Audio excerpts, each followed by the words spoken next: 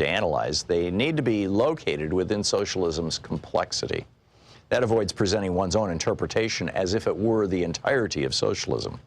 In this book, I focus on the economic aspects of socialism, how it differs from capitalism in broad outlines. I'm more interested in socialist critiques of capitalism and their implications about socialist alternatives than in the particulars of the few early experiments in erecting socialist systems, USSR, People's Republic of China, and so on, that history so far offers. Finally, my own education and work constrain me to concentrate on Western Europe and North America. Some important aspects of socialism are thus not covered or discussed here. Yearnings for better lives, such as socialism proposes, are not new. In slave societies, the slaves hoped and dreamed of lives less hard and less out of their own control. Their yearning aimed to obtain freedom.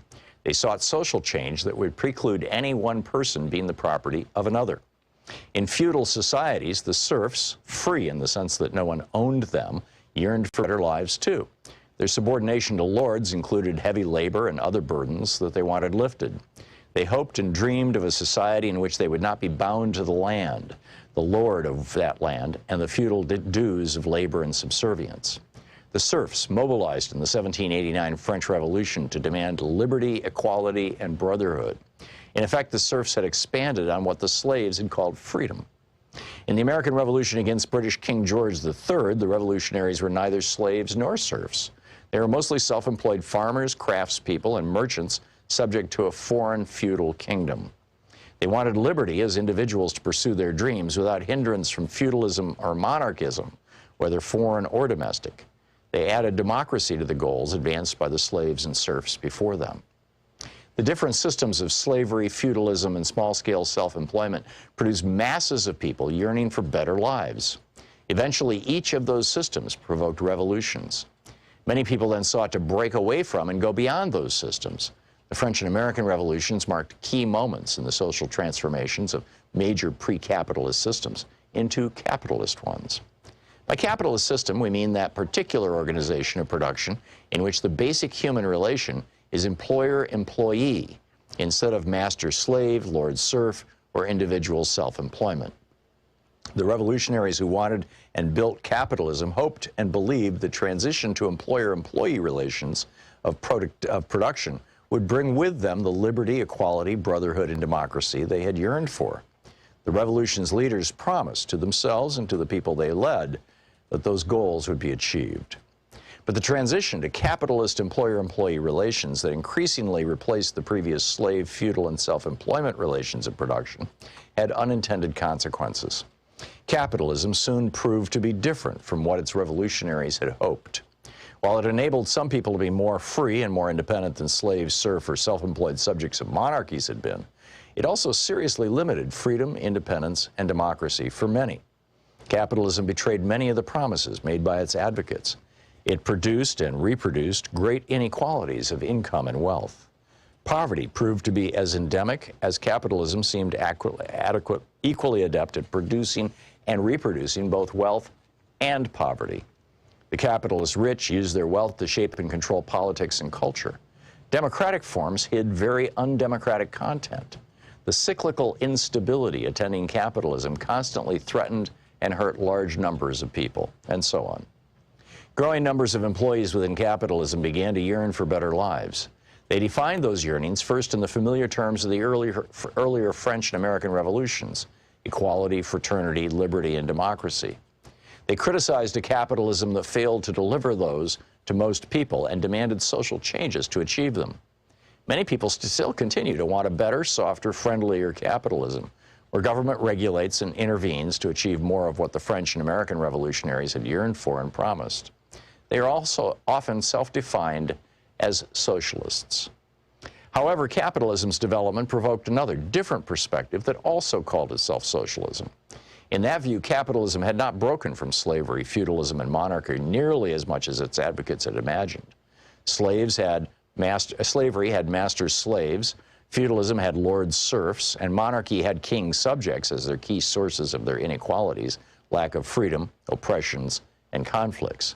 The employer-employee relation of production and capitalism generated parallel problems.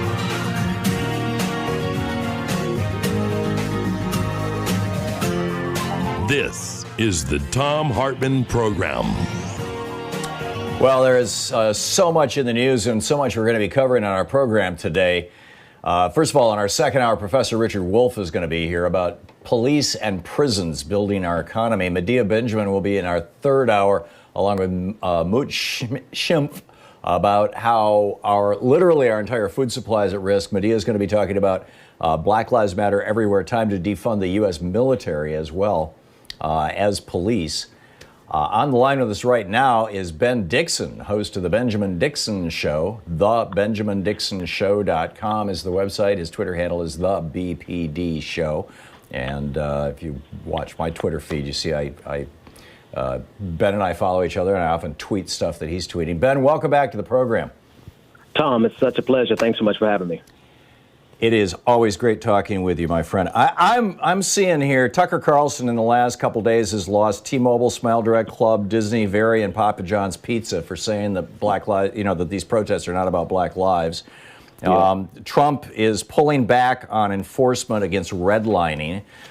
He's planning on a campaign rally on Juneteenth in Tulsa, where the Greenwood Massacre happened in 1921. And we're being told it's going to be written by Stephen Miller. We've got stories now in the news this morning of two more African-American men who have died at the hands of police while saying, "I can't breathe." And perhaps most importantly, or most interestingly, there's a fascinating piece where Jennifer Kobina, the author of Hands Up, Don't Shoot, a criminology professor at Michigan State, African-American, has said that this current moment, she said, as Hemingway once described bankruptcy, it comes on gradually and then hits suddenly, that this moment might be more like Me Too, that this is actually, we have finally hit a permanent shift in America. So let me toss it to you, Ben. Number one, do you think that Trump is trying to start another riot in Tulsa? And number two, is America finally over it with white supremacy and white racism? Oh man, the second question is a tough one. So, let me start with the first one. What Donald Trump is really trying to do is to rally his base. Obviously, they love the red meat, they love the dog whistles and the symbolism of hosting his first rally on Juneteenth, a day that is very significant to African Americans across this country, and doing it in Tulsa.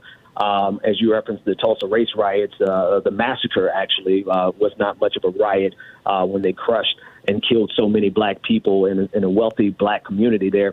The symbolism speaks volumes. And then obviously you mentioned that Stephen Miller, his advisor, is going to be writing the speech. Stephen Miller is one of the preeminent white supremacists in this country, and he makes no bones about it. He definitely stands behind what he believes. This is all to rally his base, but there's something more insidious going on here. He does all of this, which is a signal to his racist base, but he does it by putting black faces on top of it. People like Ben Carson, he referenced him at his press conference yesterday, and the various ministers that sit around him on a regular basis.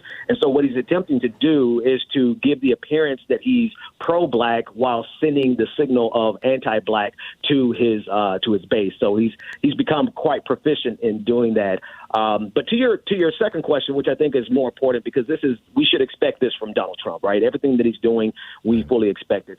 But the second question is really the real one. Where are we in terms of white supremacy in this country and racism in this country? And I think something significant happened over the last 2 weeks.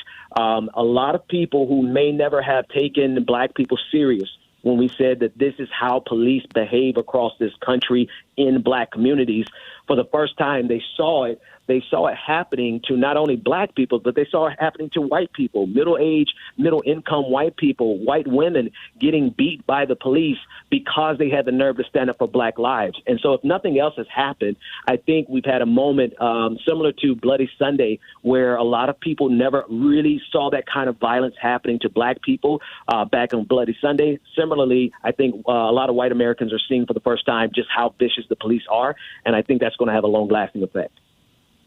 Yeah, we see these turning points, and we often see them in retrospect. We look back and go, "Oh yeah," when Emmett Till's family asked Jet to publish the picture of him with an open casket for the black community, that was a major turning point, and for the civil rights movement, that was a major turning point. Bloody Sunday, a major turning point in white consciousness across America, as it was being broadcast on television live on the television networks, black and white, but live, no pun intended. And with the protests after Donald Trump was elected, and arguably the entire Hillary Clinton candidacy anyway, not her campaign, but her candidacy, the symbolism of her candidacy, and of course the whole Me Too thing that came out of Ronan Farrow's piece. If we are at that point, I mean, one of the things that we're seeing that came out of Me Too is a lot of men right across the board lost their jobs because of behavior that they've engaged in some cases going back 20, 30 years. And it's continuing. I mean, Chris Matthews was the latest to be pulled out of the media, for example. They're the ones that are probably the most visible, but this is happening across corporate America.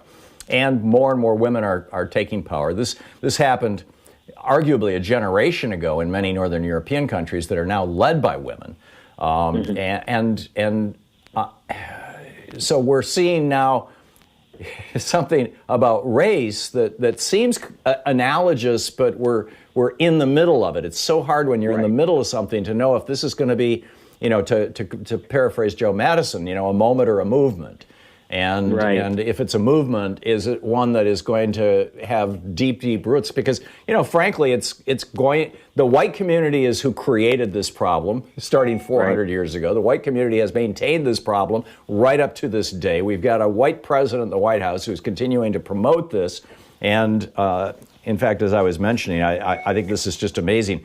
The Justice Department has dropped their redlining cases with regard to mortgages by 84%. The last year, the Obama administration, they prosecuted 25 cases. Trump is down to 3.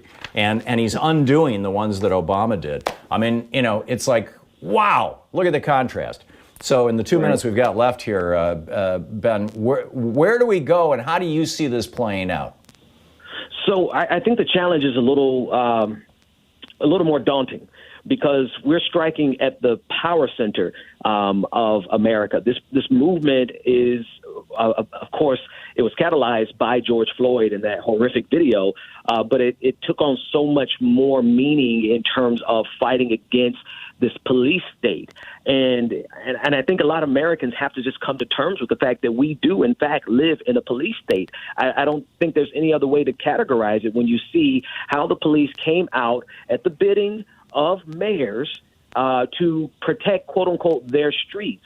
And I think if we can make sure that every American who is operating in good faith and genuinely wants to create a more perfect union, if we can continue to show them those images and help them to realize the fact that we are only as free as the ruling elite allows us to be, and that we're fighting and striking at the core of this power structure, then we have a fighting chance, because people need to understand that first and foremost. But it's still daunting for us to take on such a power structure head on, because we're not just talking about racism, which is it's in itself its own beast, but we're also talking about the power of the ruling elite to use the political structure to weaponize the police to keep us suppressed and keep people who would challenge them suppressed. So that's what this was really about. And we talk about black and white. It is very significant that we have more white people today who can see that very clearly. And I think what's going to happen that will ensure, Tom, that this is not just a moment but a movement is the fact that we saw so many people just living their lives. Some were not even protesters, getting abused by the police. I think those are images that we cannot let get out of the people's minds. Very quick, Ben, where's the best place for people not familiar with your show to find it? They can go to the BenjaminDixonShow.com or check me out on Twitter at Benjamin P. Dixon. That's where all of it goes on. Great, cool. Ben Dixon, The Benjamin Dixon Show. Thank you, Ben. Great talking with you. Thanks so much, Tom. See you next time. Yep, we'll be right back. This is the Thom Hartmann Program. Stick around. We'll be back with more of the news of the day and your calls. Taking back the mainstream media 3 hours a day, 5 days a week, right here. Stick around.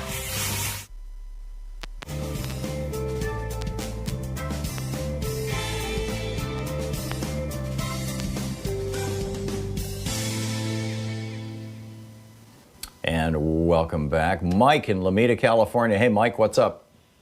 Hey, Tom. Yeah, I just want to talk about a threatening mailing I got from Donald Trump yesterday. This is an official U.S. Internal Revenue Service envelope with a little view window for the address. And, of course, the minute that turned up in the mail, I got that, feeling. Oh, my God, I'm going to be audited? Something at least that bad. But when I open it up, it's the White House, dated May 22, and it's just what I consider a campaign letter from Donald Trump, though postage and fees paid by the IRS. Now, correct my memory, but wasn't this originally conceived to go out with the checks back when? And people talked him out of it as a Hatch Act violation? No, what happened, that was the actual, first of all, he was going to sign the checks, and that was going to slow things down, but more importantly, that was argued to be a Hatch Act violation. So what they did was, they put his signature like over on the memo line or something. And then that didn't seem to work out. I don't recall if it did or not, because I didn't get a check in the mail, I got direct deposit. But then that morphed into the let's enclose a letter with the checks. And then the word came out that was going to delay the checks by 3 weeks, maybe 4 weeks. So, and that was, another, bad news cycle for Trump. And so then it became, okay, we're going to send the checks out right away, but we'll send out the letter telling you how wonderful Donald Trump is for having sent you the check later. And I'm assuming, I haven't checked my mail in 2 days. I've got to walk down the street to get my mail. So, but I'm assuming that I must have one of these letters too, because somebody else called in yesterday and said, oh my God, I thought I was getting audited, and here I was. So I'm guessing that this is the remnant of that. Not having seen the letter though, Mike, I can't characterize. I mean, is he explicitly talking about the $1,200 check in the letter? And did you get direct deposit, or did you get a separate check? No, I got a check by mail. And, of course, that's long gone. But, it's just sort of boilerplate BS. One thing caught my attention, though, was that my administration is capitalized, but the American people, that's just lowercase. So his administration apparently outweighs the American people. Yeah. I mean, I think his use of capitalization... I'd have to go back and see if he was doing this back before he was running for president. I don't know if it's just an affectation, if he's trying to imitate the founding generation. I mean, back then, what you did was you capitalized the words that you thought required particular emphasis in a sentence. And if you look at the preamble to the Constitution, it's fascinating to see what they chose to capitalize and what they chose not to capitalize. And for that matter, in the Declaration as well. Whether he's trying to do that or whether it's just his attempts at emphasis, instead of doing all caps or something. I don't know. But not capitalizing the people, but capitalizing administration, God only knows. Sort of shows where his priorities are, I think.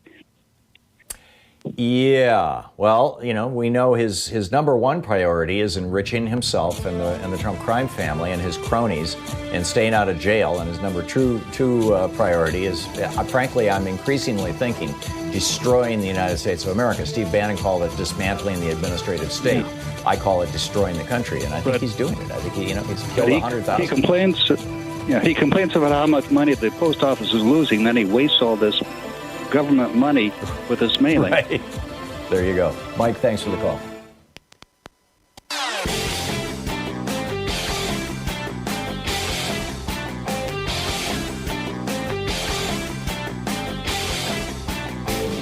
Our 1 hour free podcast recaps our show, and it's available wherever fine podcasts are found. And we have the full 3 hour podcast available over at thomhartmann.com if you want to really support our program. So we just put up a new member-only video talking about Donald Trump being a racist and how we're all dancing around there, or at least the media. By we, I'm talking about the media that I'm a part of, I suppose.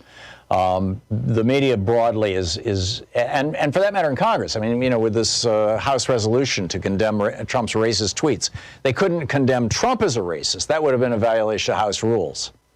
But his tweets, we'll condemn them, right? This is the same guy who said, and I quote, laziness is a trait in blacks, end quote. He said, quote, immigrants from Haiti all have AIDS, end quote. He said if Nigerian immigrants came here, they would, quote, never go back to their huts, end quote.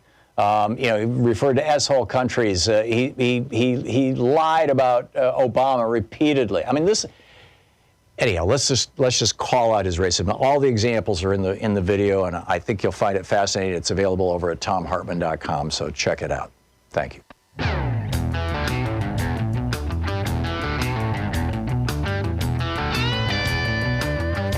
So let's just pop through some of this, some of the news here. This is and the various dimensions of this. But I tossed this out to you essentially as a question, and that is, do you agree with this professor who is suggesting that Donald Trump, not even Donald Trump, I was going to say, his in fanning the flames here, but whether or not we had Trump as president, I suspect much of this would be going on as it is right now. But is this a turning point? I think it's too early to say, but I agree with Ben. I think all the signs are there.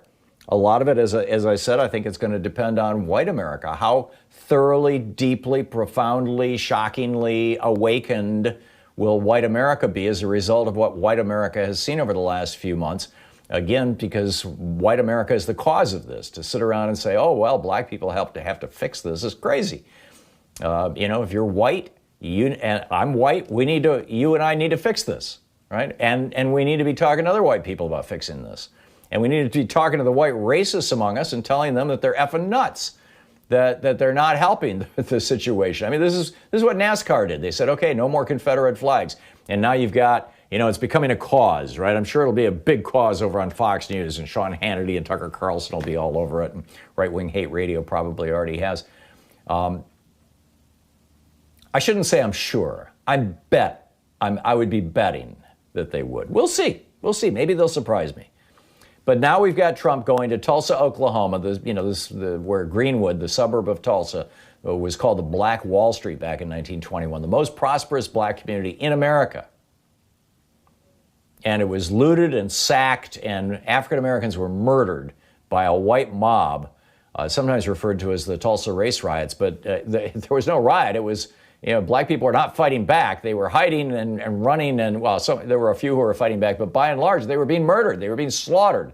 It was a shocking, horrifying event for them. And Donald Trump wants to go there on Juneteenth. Juneteenth is the day that the last group of African Americans in the United States, in Texas, learned that the Civil War was over and slavery was ended, officially, more or less officially ended. You could argue the 13th Amendment took a few more years, but there it was. That's Juneteenth. And that's the day that Donald Trump wants to go to Tulsa and give a speech written by Stephen Miller, the guy who says that, who Richard Spencer, America's foremost racist, white supremacist, and Nazi, Richard Spencer claims he was Stephen Miller's mentor. And, we've seen this release now of Stephen Miller's emails showing, he's a screaming, flaming racist. At the same time, the leaders of every branch of our military are now reaching out to service members to condemn racism. They're planning to, they announced that they were going to remove the name of the traitorous generals, these Confederate generals from these military bases. The Senate Armed Services Committee, which is controlled by Republicans in the United States Senate, voted by, passed today or yesterday afternoon, passed a piece of legislation or a resolution to take down these names. Now, it was a voice vote. We don't know exactly who voted how, but at least one or two Republicans voted in favor of this. So, how is this change happening? Because if you look at the top, America is still white controlled. America's oligarchs are almost without exception white. The two exceptions, Oprah, and there's a black, I believe he's an insurance guy who's a billionaire. But that's about it. right? And so their wealth is actually increasing every day while the rest of America is getting poor. Killing racism is damn hard because of the benefits that racism provides to the racists or people who are just fine with that racism as long as nobody talks about it in the white power structure in America. And, particularly our economic and political power structure. And America's most well-integrated institution, the military. America is, I believe, 17% black. The military is 21% black, if I'm remembering those numbers correct. If I'm off by not more than 1 or 2%. Cities across America are rejecting racist policing. The media is finally starting to discuss these issues, not just in the context of, oh my God, look at those people rioting, but rather this has to do with institutional racism, the institution of policing, the institution of banking. Now, Trump actually, you've got pervasive redlining now in 61 metro areas, documented. And the Trump administration says, redlining, this is the practice of banks not loaning money to people who live in predominantly black neighborhoods. Redlining is okay with us, essentially. So, we're at a crossroads. Are we going to choose the path that Donald Trump and Stephen Miller and the Boogaloo Boys have put before us? Or are we going to choose the open, inclusive type of America that increasingly our military is representing and choosing, where every life is respected and honored? You're listening to the Thom Hartmann Program. Call 202-808-9925. Back with your calls and more of the news of the day right after this. It's the Thom Hartmann Program. Talk media for the rest of us.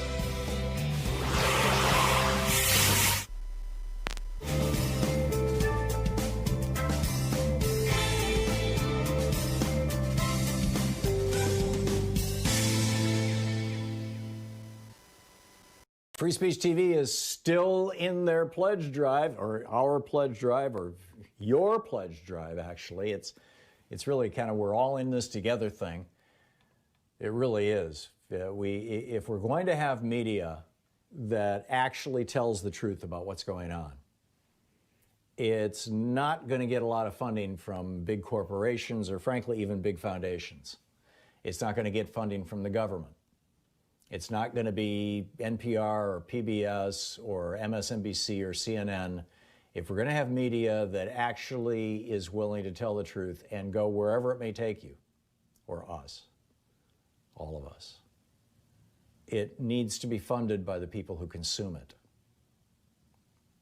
by the people who have the benefit of the work and the everything that goes into it, and that's you. I mean, you're watching Free Speech TV right now. And if you have already contributed to Free Speech TV in this pledge drive, thank you so much. It's always inspiring, actually. Throughout the pledge drive, every day I get a list from one of the folks at Free Speech TV about how much money we raised that day for Free Speech TV, our little show raised for the network, and it always It always makes me feel good when we do well, when we really are able to say, yeah, we've really raised some good money here, and meaning that this network is going to be around, and maybe when the present insanity settles down, can even start expanding. Using that money to expand. Right now, just keeping the lights on is the challenge, frankly, and we very much need to keep the lights on. And we can't do that without your help. So please call now, 877-378-8669. Free Speech TV needs you right now, 877-378-8669. Please call, participate, become part of this network, become a big part of this network, become an enthusiastic part of this network. Tell your friends about Free Speech TV. Talk about it on Facebook and Twitter. Tell everybody you know about it. Get them watching it. Ask them, hey, did you see that show yesterday? Did you see what Tom had to say? Did you see what Randy had to say? Wow, did you catch Stephanie? Or did you hear what Sonali? Share it with people. There's so many ways that you can help Free Speech TV, although right now the specific way that we need is a little financial help. And that comes when you call 877-378-8669 and say, yes, here's what I can do to help. Most of us can kick in something. Most of us can contribute in some small way. And we really need your help right now to make this work. Free Speech TV does, to encourage people to make gifts. They have gifts back at you, premiums, I think they're called in the business, that they'll send out things that, didn't cost a whole lot of money so that we can give them away and doesn't detract from the fundraiser. With a $20 gift, you get your choice of the Proud Student of Thom Hartmann University bumper sticker or the I'm Voting Are You car magnet. With a $50 gift, you get your choice of the Just Effing Vote tote bag or the Free Speech TV webcam cover. With a $75 gift, you get the Thom Hartmann Free Speech TV program or the Thom Hartmann Program mug, which is, I like it. It's about my show, I suppose. With a $100 gift, you get 2 Free Speech TV branded face masks, which is kind of cool. With a $120 gift, you get your choice of the, actually there's a whole pile of things here. You get your choice. Pick one with a $120 gift. The social distancing kit, which is 2 of the face masks and the Free Speech TV hand sanitizer. The Just Effing Vote t-shirt. The Ask Me About Free Speech TV t-shirt. The Hidden History of the War on Voting, my book, the 3rd book in the Hidden History series. The first was guns, the second was the Supreme Court, now this one's on voting. Or your choice of one of 4 books specific on the issue of race, which is right on the tip of everyone's tongue right now and in the front of our minds, given the events, the recent events, although frankly it needs to be more on our minds more of the time. The New Jim Crow by Michelle Alexander, an absolutely brilliant classic. If you haven't read it, you need to get it. White Fragility by Robin DiAngelo, Dear White America by Tim Wise, and Uprooting Racism by Paul Kivel. And then finally, my new book, The Hidden History of Monopolies, How Big Business Destroyed the American Dream. That's also an option with a $120 gift. And those 2 books, the Hidden History of Monopolies, American Monopolies, and the Hidden History of the War on Voting, both come with my autograph in them. With a $240 gift, there's the Thom Hartmann Meet and Greet. With a $360 gift, the Thom Hartmann University box, the masks, the book on voting, the Just Effing Vote tote bag, the car magnet, I'm Voting Are You, the Just Effing Vote t-shirt. And with a $1,000 gift, come to Portland and hang out with us once the current unpleasantness ends. But the bottom line is we need to hear from you now. Please call now, 877-378-8660.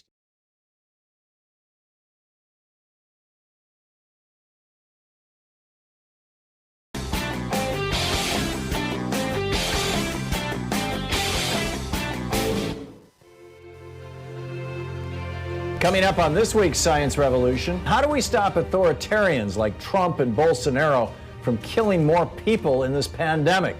Trump and Bolsonaro, the presidents of the United States and Brazil, are essentially refusing to do anything consequential about an epidemic that is killing massive numbers of their own country's citizens. Bill Freese drops by. He's the science policy analyst with the Center for Food Safety on the newly finalized federal regulations on GMOs. And Beyond Nuclear's Paul Gunter also drops by on how America is unprepared for a nuclear accident during this pandemic. Find the Science Revolution wherever you get great podcasts.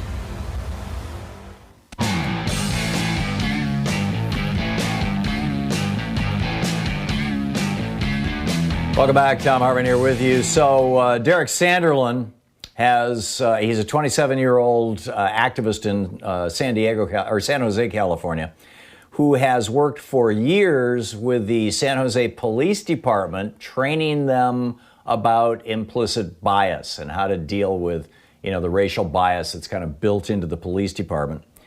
And there was a protest. The police came to the protest and were starting to throw tear gas and rubber bullets into the crowd. Sanderlin says, I really just couldn't watch it anymore. I just kind of made like a parallel walkover. I put my hands up, I stood in the line of fire and asked them to please not do this. Video shows Sanderlin, this is from Travis Geddes over at Raw Story. Video shows Sanderlin standing about 10 to 15 feet away from police with his hands raised. He says, I stepped into the line of fire and a couple of cops said, move. I said with my hands up, I can't do that. Please don't do this. And then a cop fired at him. And he says he fired off a rubber bullet and I realized he wasn't aiming for my chest. I was hit directly in the groin. It ruptured his testicle. Mr. Sanderlin, Derek Sanderlin, and his wife they've just been married for a while, and they were talking about having kids next year. And now his doctor says he may be sterile.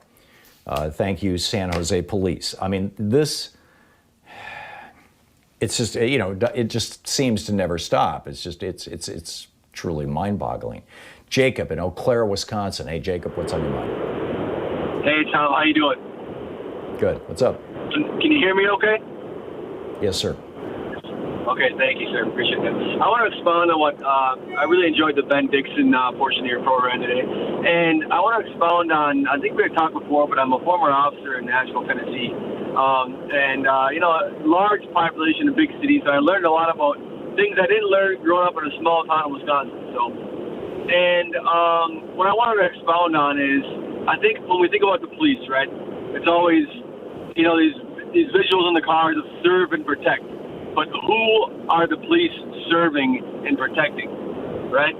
This is what we need to get down to the nuts and bolts of what's occurring. It's not, they serve the elites, because otherwise, when I was in briefings to go on patrol every day in Tennessee and Nashville, I worked in the southern precinct much of my time while I was there, among a very diverse population, where there was many places you could police and make a difference. But when they tell you that they want more citations and that basically they're driving you to give more citations and to basically take more money from citizens, that bias and that racism and that implicit racism you talked about, officers that they may not even think they're racist, but they're going into the housing projects and they're basically attacking poor people. Well, also, Jacob, if you're a cop and you're being incentivized or threatened with your job if you don't pass out enough traffic tickets, who's more likely to fight a traffic ticket, a wealthy white guy or a poor black guy? Exactly. And what I can say on that is it makes me sick to my stomach to think that I even served the country. Basically, growing up, I grew up on a farm. I'm a white, the white kid growing up. I didn't, other than having, my father grew up in Detroit, Michigan, a Highland Park during the 60s during the riots that happened there. I learned a lot from my father about racism, the things he saw, and that, in that part of the country and during those days. And, thinking about the stories he told me and then going into policing and seeing the things that I saw and thinking how much has really changed.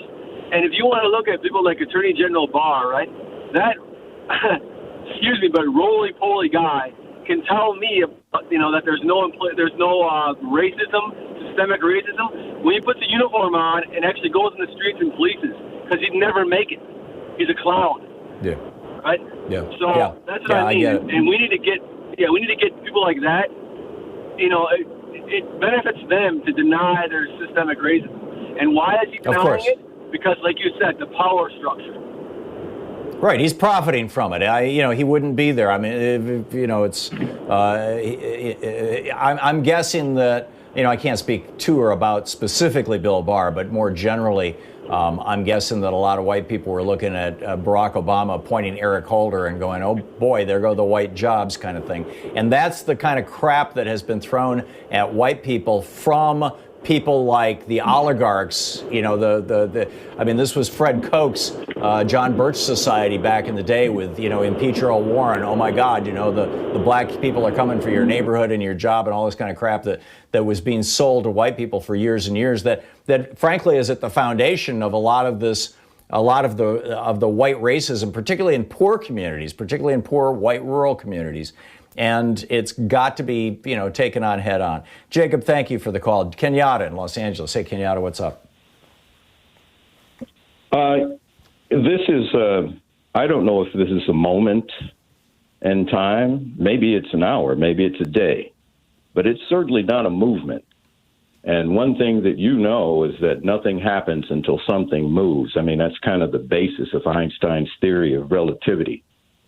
And you have a narrative, first of all, that is dishonest. You know, white people keep saying we're awakening. What, you've been Rip Van Winkle? You've been asleep for 400 years? You weren't awakened when Emmett Till was savagely murdered, or Trayvon Martin, or Oscar Grant? I can go on and on and on. You weren't awakened then? It's intellectually dishonest, Tom. And, you know, you talked about the Greenwood massacre eloquently, but you failed to mention the most important part of that, and that was, and I've reminded you of this before, those people were bombed. There's only been twice in this country where civilians were bombed with aerial incendiary devices, and that were black people. That was black people. So, you know, if you really get honest with this stuff, you know, the problem is the problem, and the problem is white people. You know, you've had this awakening, but just not long ago, you said to me, well, Kenyatta, how do you solve it? But now you've had awakening. You say, well, we have to solve it. And yes, you do. But Kenyatta, I think you misinterpreted my intention. I thought that we were talking about policing at that point in time. You have a police background.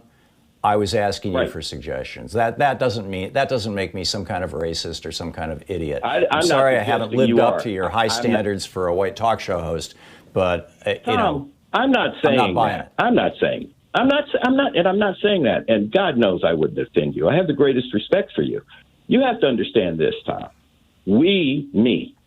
I keep seeing this happening over and over, Tom. It happens to children. We had children bombed in church in this country, black children. No black person's ever done that to white people.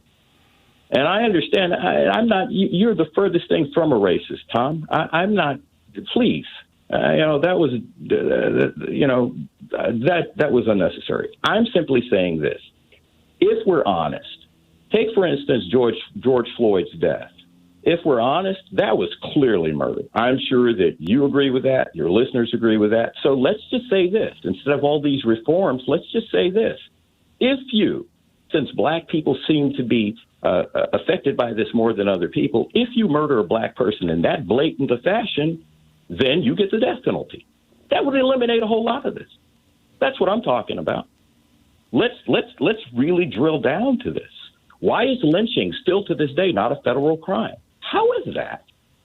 At the moment, because of Rand Paul. We both know the answer to that question, Kenya. It's the answer to the question of why you still have military bases named after Confederate generals. Why it was only yesterday that NASCAR said no more Confederate flags. Yes. Racism is part of the woof and weave of this country. It has been from the day one. It still is. It's and it's not just racism. Racism is like almost a softer word to describe what's actually white supremacy and white power in this country. And I call it blackism because, there's a name for everything that happens to almost every group of people. There was a Holocaust with Jewish Americans. There was a Holocaust. There was an Armenian genocide. But when it comes to black people, it suddenly becomes racism. And the funny thing about racism is that every ethnic group, if you are black, I don't care if it's Hispanic, Chinese, Asian American, white, whatever, at the end of the day, if they get angry with you, you know what word they'll pull out of their pocket? Do I have to tell you? I think you do. If they're talking to a black, I do. It's the N-word. They will all call you the N-word. Yeah. Yeah, well, that's and I think that the distinction between broadly people of color and African Americans is becoming clear to more and more, particularly white Americans, and perhaps to some Hispanic Americans. I don't know if you've listened, but we've had several Hispanic Americans call into this program and go, "Hey, wait a minute, what about us?" And I'm making the point, black Americans have had it uniquely bad in the United States and do continuing to this day. Kenyatta, we're hitting a break. You are the best. You are the best. Well, thank you. You too. You're listening to Thom Hartmann. Visit ThomHartmann.com for audio and video archives. 45 minutes past the hour. We'll be back.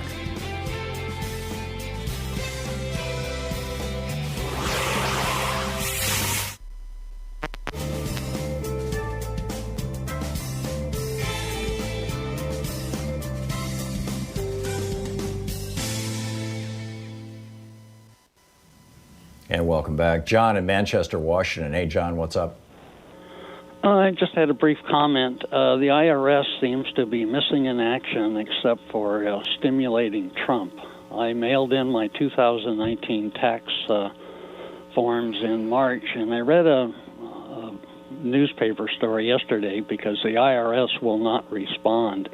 Apparently, my return will not be opened until June 29th. Right. So all the mailed-in forms are sitting in a truck someplace. Yeah, the reason for this is starve the beast. This is the starve the beast strategy that Ronald Reagan laid out back in the day that has been actively pursued. During the George W. Bush administration, they laid off a good chunk of the IRS staff. I'm sorry, I don't have the numbers right in front of me. I literally was writing a chapter for my next book on oligarchy about this topic yesterday, citing all these statistics from federal agencies that have been slashed. But when Trump came into office, the IRS was already operating at something like 10,000 people short out of, as I recall, 68,000 total. And what did they do? How did they respond to that? They offered early retirement to another, as I recall, 15,000 IRS agents. So the IRS is now down to somewhere in the neighborhood of 45,000 employees.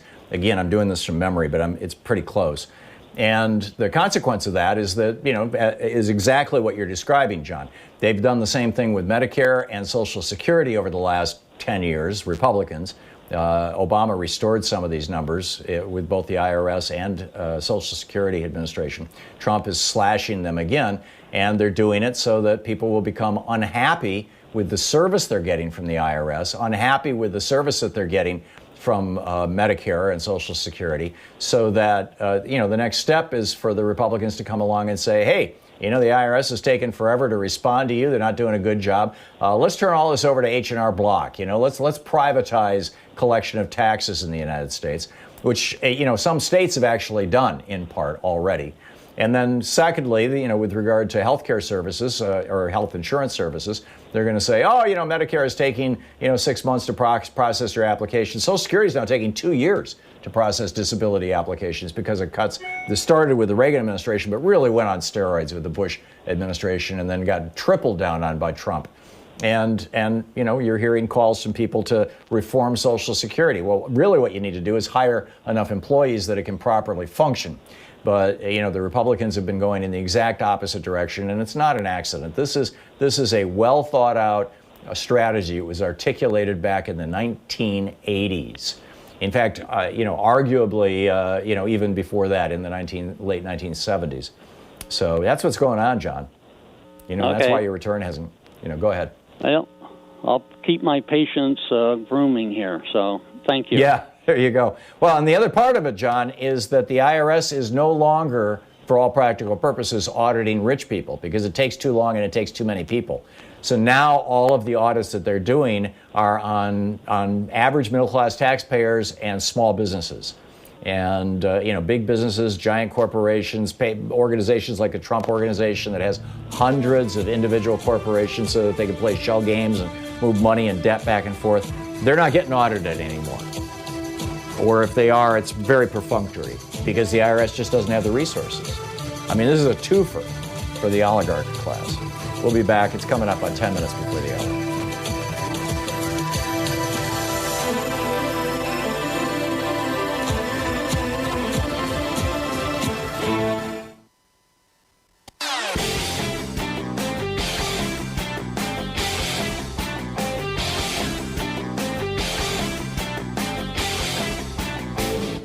Thom Hartmann here. Did you know that the Second Amendment was written to protect the slave patrols in South Carolina and Georgia back in the day? It's in my new book, The Hidden History of Guns and the Second Amendment, available wherever you find great books. So in our latest video for supporters of our program over at ThomHartmann.com, you'll find a riff about a fellow named Errol Graham. He's a 57-year-old African English individual who starved to death recently in the United Kingdom. The neoliberal Thatcher policies are apparently echoing through the British system now in a rather substantial way, the same way that Reaganomics is echoing through the American system, and we've got tens of thousands of Americans who die every year because they lack health care or they can't afford copays and things.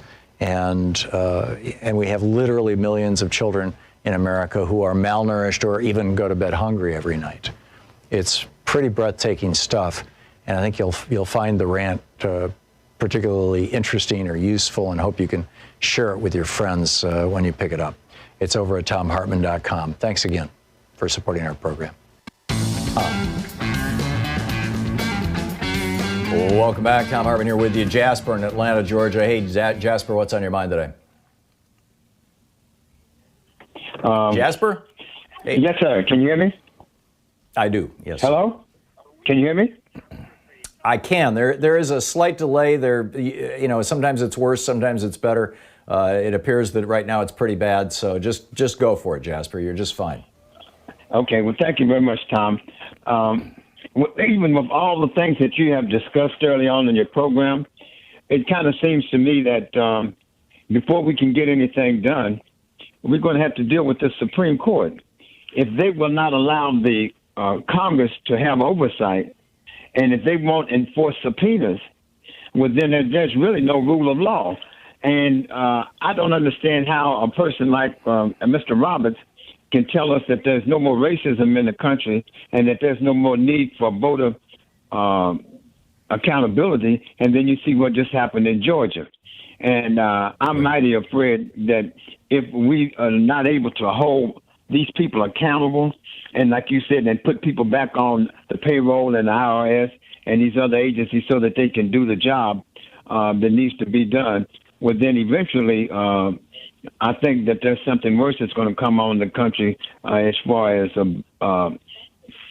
biblical times. I think the country has a certain time, but I think it can rush its time. And I think with people like Mr. Trump in charge, that they're actually rushing. I guess you would put it, gassing a car, going right into a stone wall, and which will not be in any return. Because if they're telling us now that the national debt is about $5 trillion, I'm saying it's about double that. Yeah, it's 25 trillion, I think. But your point is well made, Jasper. And your metaphor is good. If that wall represents, or the car in the wall, represents democracy in America, because what these guys are working toward is privatizing virtually all government functions. They've already privatized half of the entire intelligence budget. They've privatized about 20% of the entire military budget. Privatization of government functions has a name. Benito Mussolini came up with the name back in the 1920s, in the mid to late 1920s. It was called fascism, and it still is called fascism, and that's absolutely the direction that they're moving us. Jasper, thank you. Mike in Raleigh, North Carolina. Hey, Mike, what's up? Hey, how are you today, Mr. Hartmann? Fine, thank you. What's on your mind? Yeah, I've been hearing a lot about systemic racism. And, to change something, a systemic process like racism, you have to change people's hearts and minds. And that's going to be impossible. But I'm not hearing a lot about institutionalized racism, because we have institutions like the medical industry, we have the policing, you have the social service. All of these are institutions, and you can't change hearts and minds, but you can change how institutions function. And a lot of the institutions that are responsible for ignoring it have the authority and the ability to change it, such as the judiciary. So maybe some of your callers can enlighten me on why it's called systemic and not institutional or institutionalized racism. Mm-hmm. Yeah, that's probably an academic argument. I mean, I don't know where those terms came from, Mike, but I think your point is really well made. The larger point that I believe you're making, at least among white people, what you're going to find is that the white racists are not going to change their minds. Every now and then one comes out and it becomes like a high-profile event. Oh my God, this white racist has suddenly saw the light. They're the exception that proves the rule, that white racists, by and large, are not going to change. I would say, though, that there are also a lot of white people who, because of white privilege, have been able to spend their whole entire lives without ever even seriously thinking about issues of race. And a lot of these events that are happening right now, this is sort of like undecided voters, that kind of squishy middle territory. And I think that a lot of the events today that are happening are causing a lot of those white people to say, whoa, wait a minute, I didn't realize. And in many cases out of an actual sincere place. I didn't realize I'm not going to stand for this anymore. This is intolerable. If this was happening to my friends and family, I would be raising hell. And those are the white people that you're seeing out on the streets in these protests, along with African Americans and others in the streets. Is that making sense, Mike? Am I speaking to what you're speaking to? Only to a point, because then I'd ask the question, what happens when these people are no longer with us, but the institutions are still there and they haven't been? Right, yeah. Oh, yeah. That's your largest point. And you're absolutely right. These institutions need to be changed. I mean, this is like Harry Truman integrating the military. And here we are, nearly 100 years later, 80 years later, and, now the military is fully integrated. The military is starting to push back against Trump. Step one. I hear what you're saying, but I think if we change the institutions, you don't have to worry about hearts and minds, because the institutions will penalize people that don't change their hearts and minds. Absolutely agree. And that's what I meant with my example of the military. Maybe I was not saying it well, but that was my point, is that when you change an institution, thank you, Mike, for the call. When you change an institution, from the top down, and you actually reform it, then the people in that institution have a choice. They can either go along with the reform or they can get the hell out. We'll be back. Stick around. You're listening to Thom Hartmann.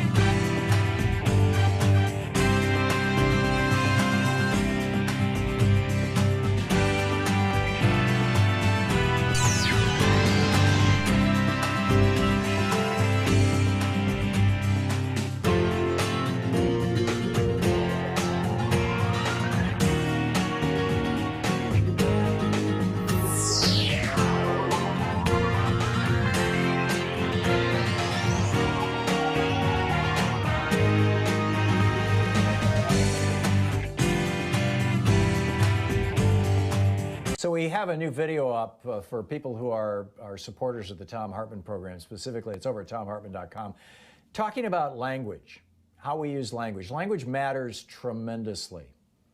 And we have chosen as a society, as a culture, as media, as political leadership, et cetera, not to refer to people like Steve Mnuchin, who threw thousands of people out of their homes illegally during the banking crisis, as looters.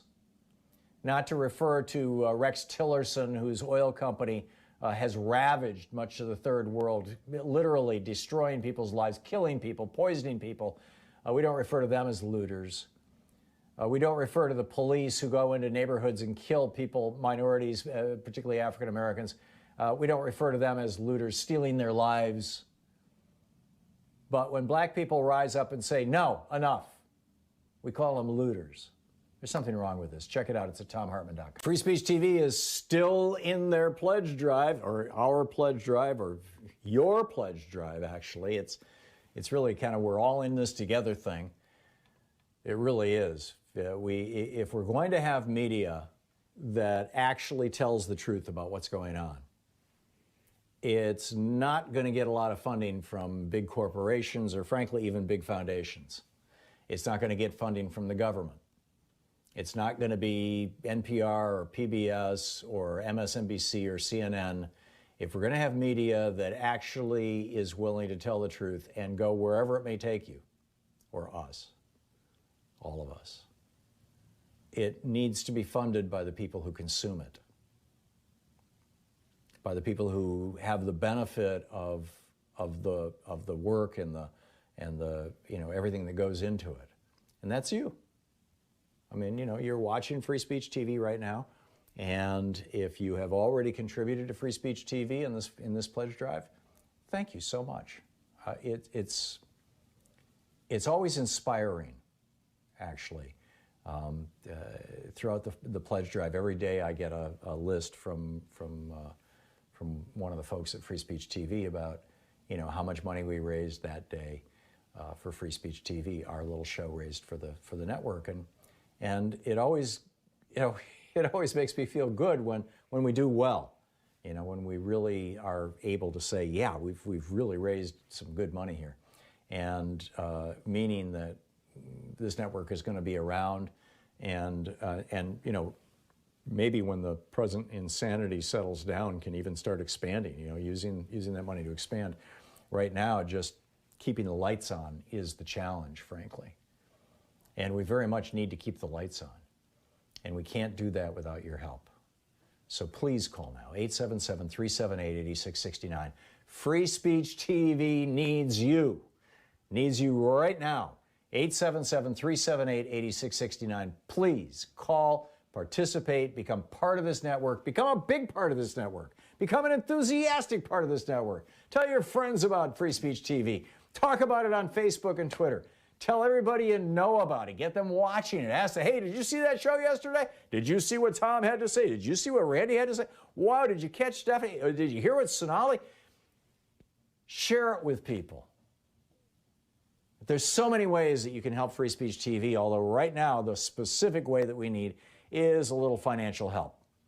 And that comes when you call 877-378-8669 and say, yes, here's what I can do to help. Most of us can kick in something. Most of us can contribute in some small way. And we really need your help right now to make this work. Free Speech TV does, to encourage people to make gifts. They have gifts back at you, premiums, I think they're called in the business, that they'll send out things that, didn't cost a whole lot of money so that we can give them away and doesn't detract from the fundraiser. With a $20 gift, you get your choice of the Proud Student of Thom Hartmann University bumper sticker or the I'm Voting Are You car magnet. With a $50 gift, you get your choice of the Just Effing Vote tote bag or the Free Speech TV webcam cover. With a $75 gift, you get the Thom Hartmann Free Speech TV program or the Thom Hartmann Program mug, which is, I like it. It's about my show, I suppose. With a $100 gift, you get two Free Speech TV branded face masks, which is kind of cool.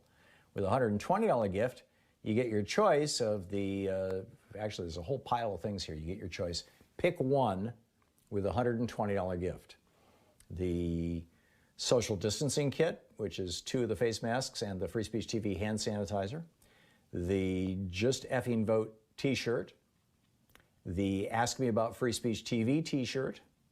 The Hidden History of the War on Voting, my book, the 3rd book in the Hidden History series. The first was guns, the second was the Supreme Court, now this one's on voting. Or your choice of one of 4 books specific on the issue of race, which is right on the tip of everyone's tongue right now and in the front of our minds, given the events, the recent events, although frankly it needs to be more on our minds more of the time. The new Jim Crow by Michelle Alexander, an absolutely brilliant classic. If you haven't read it, you need to get it. White Fragility by Robin DiAngelo, Dear White America by Tim Wise, and Uprooting Racism by Paul Kivel. And then finally, my new book, The Hidden History of Monopolies, How Big Business Destroyed the American Dream, that's also an option with a $120 gift. And those two books, the Hidden History of Monopolies, American Monopolies, and the Hidden History of the War on Voting, both come with my autograph in them.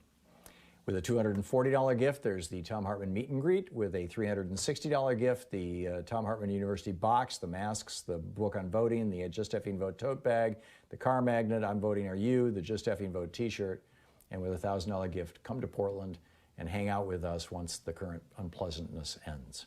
But the bottom line is we need to hear from you now. Please call now, 877-378-8660. Something Awful by Dale Byrne.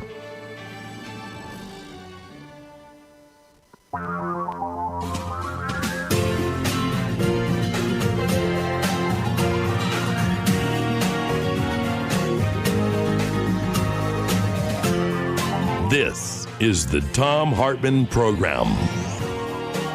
And welcome back. On the line with us is Professor Richard Wolff, the professor of economics, an economist, the co-founder of democracyatwork.info, his other website, rdwolff.com, the author of numerous books, including his latest, Understanding Socialism. You can tweet him at Prof. Wolff, as in Professor Wolff. Professor Wolff, welcome back. I'm wondering if you could give us a bit of a deep dive into how police and prisons built this economy. Let me just give you two real quick data points or frames or whatever.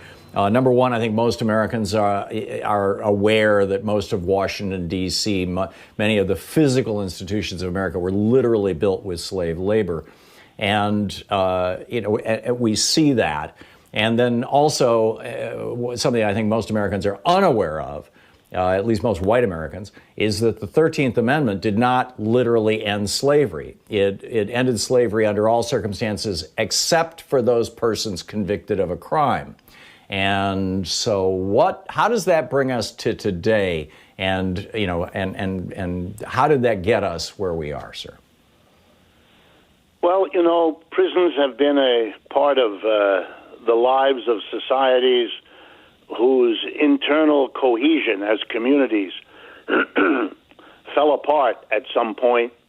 And so the only way they could hold themselves together was by taking a subsection of their own, calling them a police department, giving them a monopoly or nearly a monopoly of force to basically impose on those who felt shortchanged in the community the dominant perspective of those who were in charge. To say the same thing in simple English, if you create horrible divisions in your society, then the temptation to manage them by forcing them upon others rather than reaching a compromise becomes very, very tempting.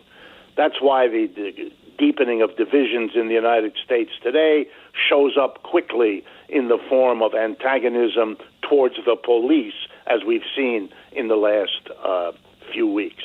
If I could say something about the 13th Amendment as you brought it up, Michelle Alexander deserves the credit. She's a professor here in the United States right now, for having pointed out that the United States not only has more people out of a percentage of its population in jail than almost any other country, and certainly any other developed country, but that the overwhelming majority of the people in jail are either black or brown. What you could then say, if you remember the 13th Amendment, is that the slavery that was abolished in the American South on the plantation wasn't so much abolished as it was relocated out of the South, in particular, into Americans' prisons all across the country that have become the new slaveholder because they are allowed, and in fact they do this, they are allowed to use the inmate in there for whatever reason got him or her in there, and it's overwhelmingly male as well, as slaves. We now have prisoners being basically leased out to private employers. Some private employers have moved their facilities into the prisons with the approval. The prisoners are paid unbelievably low amounts of money. Some Americans even noticed that in those wildfires that really hurt California over the last 2 or 3 years, they used convict labor to help put out those fires, and then afterwards threw them right back into jail, which struck me always as a remarkable acknowledgement of what they had just done. But it's a terrible feature of our society. If you're seriously concerned about racism, as we at least say we are, you ought to be first and foremost worried, about the divisions between white and black. I mean here mostly the economic ones, and then asking the police to keep the lid on this inequality puts the police in an impossible position. I don't mean to excuse them for a minute, but you are asking them to impose a level of inequality that anyone would resist, just as the black community has. But you also have to face the reality that our prisons are literally schools for slavery. We are legally allowed by the 13th Amendment to treat inmates, the overwhelming majority of whom are black and brown, to treat them as slaves, which we do. We are training them to accept slavery, to think in terms of slavery, to be bitter about their own enslavement. And then we wonder, when they come out of jail, that they may not be the best people in the community, given the experience they've been put through. That is crazy. It is not recuperative on a person who has problems in normal society to make them a slave for a period of years. The idea that that's going to rehabilitate them is where the problem lies. Right, and we don't see this kind of imprisonment or policing, for that matter, in any other developed country. This is not how it works in Canada. It's not how it works anywhere in Europe. That's right. Nowhere has these statistics. I mean, my European friends are always aghast at the kinds of prison sentences imposed on Americans. They love to point out, often with a kind of sardonic humor, that we keep saying we have to have a tough police force, we have to give our police military capability, and yet we have more crime than any of them do.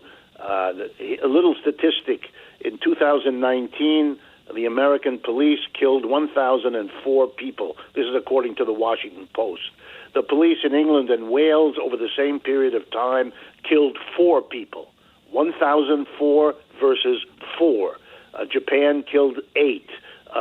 Denmark killed none last year. Australia killed 11.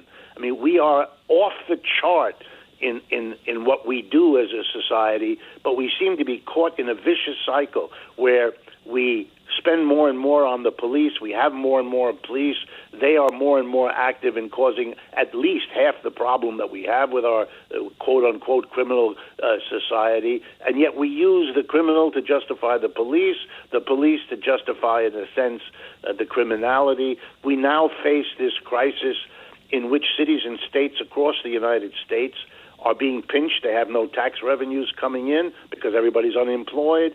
And what are they going to do? They're going to cut schools, they're going to cut social services, but they're going to increase, as many of them have promised, their police departments. This is an attempt to control a society dividing into rich and poor by throwing police at them. That has never worked. And what I mean is it has never solved the underlying problem. What it does do is make a society very bitter, very suspicious, very quick on the trigger, all which ways, and I don't think any of us wants to live in that kind of society. Yeah, and I think it brings about things like the Boston Massacre. We have about a minute and a half to a hard break. Slavery arguably was, a clear and vivid expression of early capitalism in America.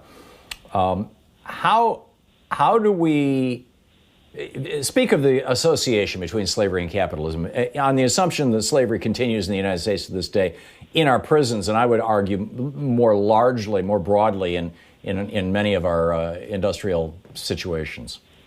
Very, very simply. And by the way, Raymond Williams, who's getting a proper nod, wrote years ago about the link between capitalism and slavery. Anyone interested, it remains the greatest book on the subject. Early American slavery produced cotton. Cotton was the key ingredient in the English Industrial Revolution that brought capitalism into being. Britain could never have produced cotton cloth because of growing cotton in England. That's not possible. It was slaves in America that produced the cotton and made it cheap enough to fuel and fund the rise of capitalism, and so it was crucial there. And today, it's crucial again because prisoners are low paid, very, very low paid, and that allows the products of prison activity to compete unfairly in the market, giving a kind of another boost to capitalism on the backs of people who've suffered a long time and are now paid pennies per hour, way below the minimum wage we give everybody else. Bingo. Hang on just a second. This is the Thom Hartmann Program. Professor Richard Wolff, democracywork.info, rdwolff.com, Prof. Wolff on Twitter. Professor Wolff, thank you. My pleasure. Thank you.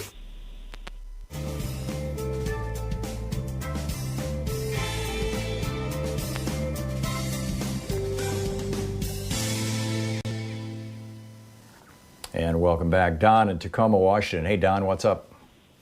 Hey, wow, I got on. Okay, yeah, I tried many times. Anyway, I just heard about this police officer that has been paroled for the murder of George Floyd. And no, he wasn't paroled. He got out on bail. He posted a $750,000 bail. So somebody came up with $75 grand, non-refundable $75 grand. What's going to happen if Trump gets wind of this and they convict him, and Trump says, well, I'm going to pardon that officer. What explosion is going to happen if that occurs? That's my question. That's not going to happen, Don, because unless Trump gets reelected, because the trial is not going to happen until probably early next year. These things take time, and particularly when they're high profile and there's a lot of high-powered lawyers involved, and that's what's happening. I'm just wondering if he's going to bring that up. That's going to be just explosive. Yeah, nuclear bomb is going to go off. I think you can count on that. The cops for Trump thing is Trump's new big thing, and the where we stand with the cops is the new right-wing thing. So, we'll see where it goes. Don, thanks for the call. Pam in Sutherland, Oregon. Hey, Pam, what's up? Yeah, I just wanted to let you know that I got my letter from the IRS letting me know that I got $1,200. I sent that back to Trump. I didn't return to sender because that would go to the IRS. So I wrote across my letter what I thought about Trump, and I did capitalize pertinent words like coward, traitor, racist, rapist, pervert. I can't think of the other ones right now, but I sent that back to Trump. I hope he gets it. Did you address it to 1600 Black Lives Matter Plaza, Washington, D.C.? No, because I sent it before that happened. So I missed that. But I did send it to DJ Trump at 1600 Pennsylvania Avenue. I don't know whether he'll get it or not, but maybe somebody read it. And I hope it made him angry. Yeah. And a shout out to Kenyatta. I love him. So yeah, Kenyatta's a good guy. He does well. Yeah. Thank you, Pam. Thank you Thanks for being there. And I did spend part of my donation from the taxpayer to Planned Parenthood. So just to hopefully get things out there. Yeah. Thanks. Pam, thank you for the call. Rudy in Atlanta. Hey, Rudy, what's up?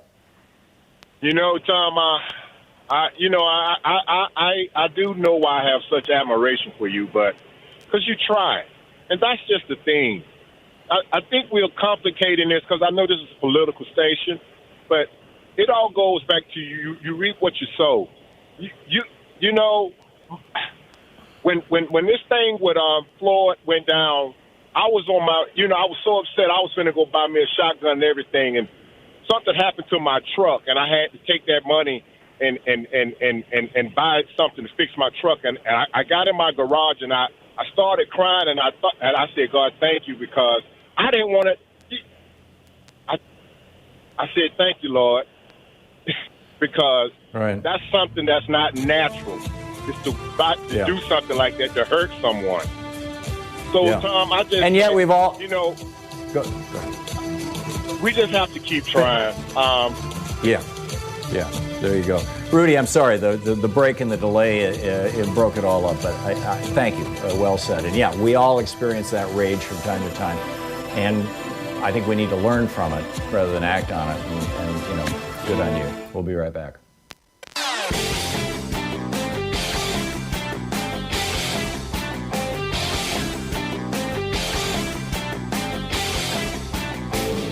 Our 1 hour free podcast recaps our show, and it's available wherever fine podcasts are found. And we have the full 3 hour podcast available over at thomhartmann.com if you want to really support our program. Hey, we have a new video up for the supporters of our program over at thomhartmann.com. I really enjoy doing these separate from what we're doing on the air because sometimes I can say things that would be impolitic or inappropriate to say on the air.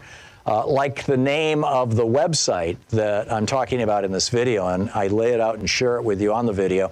It's ratbleepingthecourts.com, and the bleeping, of course, is a word that you just can't say on the air that starts with F. And this website is just outing these judges that Donald Trump and the Federalist Society have been sending through Mitch McConnell's Senate like a friggin' assembly line, and how unqualified they are, how hateful they are, how aggressively they've worked to screw students, to deny. Well, one of them actually said that women who are on birth control pills, that should be reason to fire people. Right? I mean, it's just insane. You can check it out over at thomhartmann.com.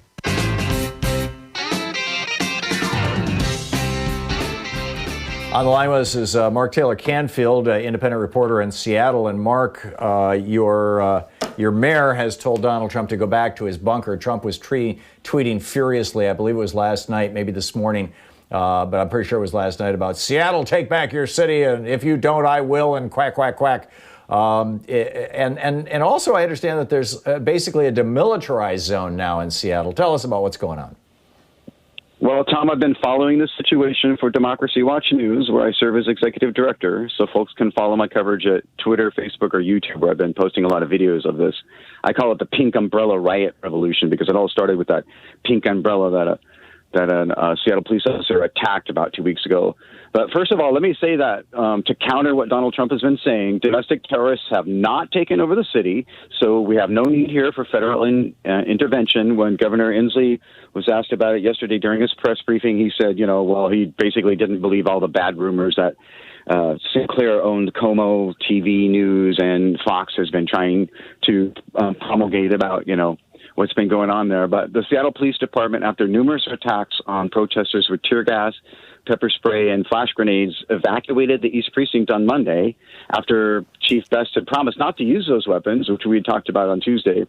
But they were deployed again on Sunday night and early Monday morning, and Shama Sawant, our city council member, was one of the persons who were subjected to those weapons. So protesters have set up an autonomous zone where the police have evacuated the East Precinct and the surrounding areas.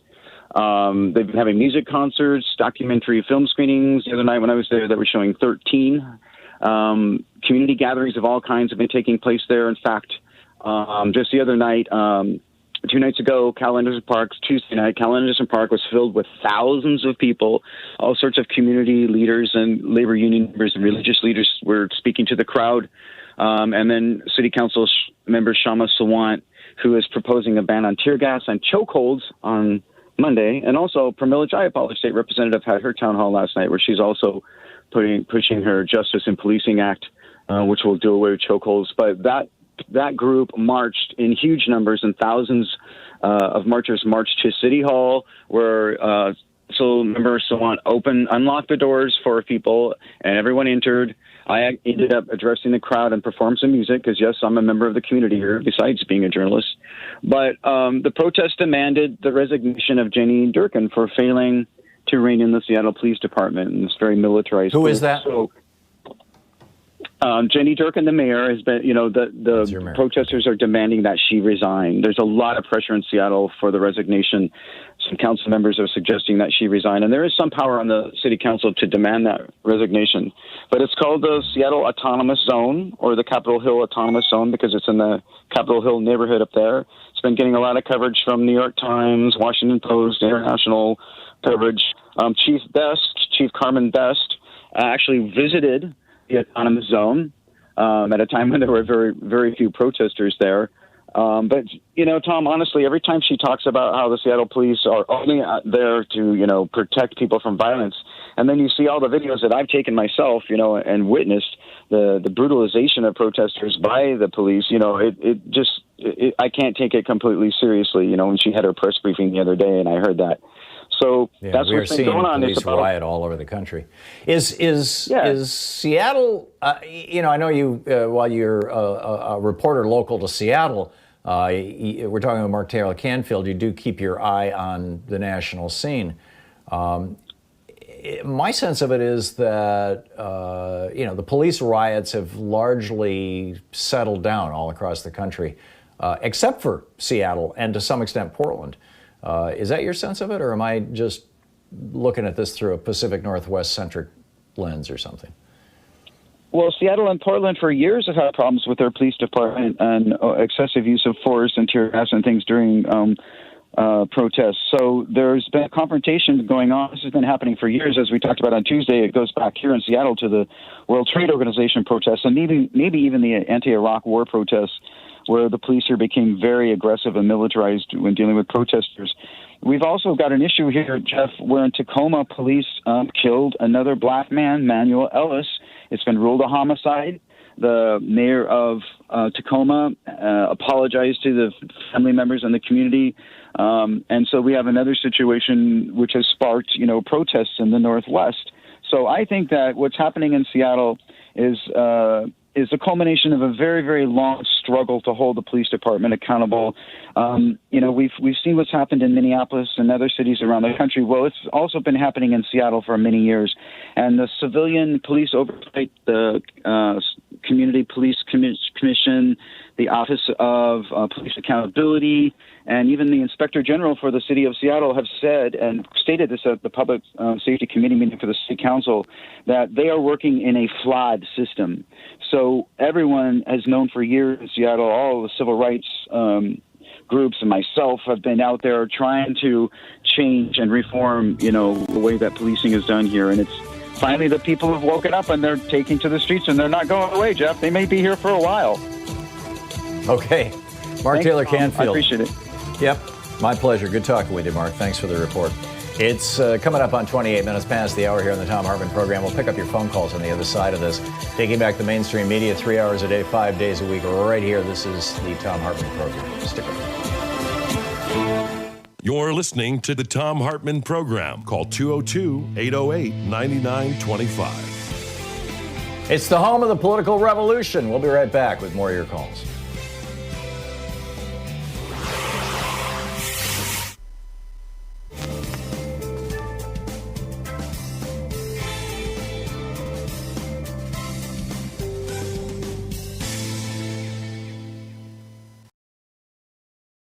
Free Speech TV is still in their pledge drive, or our pledge drive, or your pledge drive, actually. It's really kind of we're all in this together thing.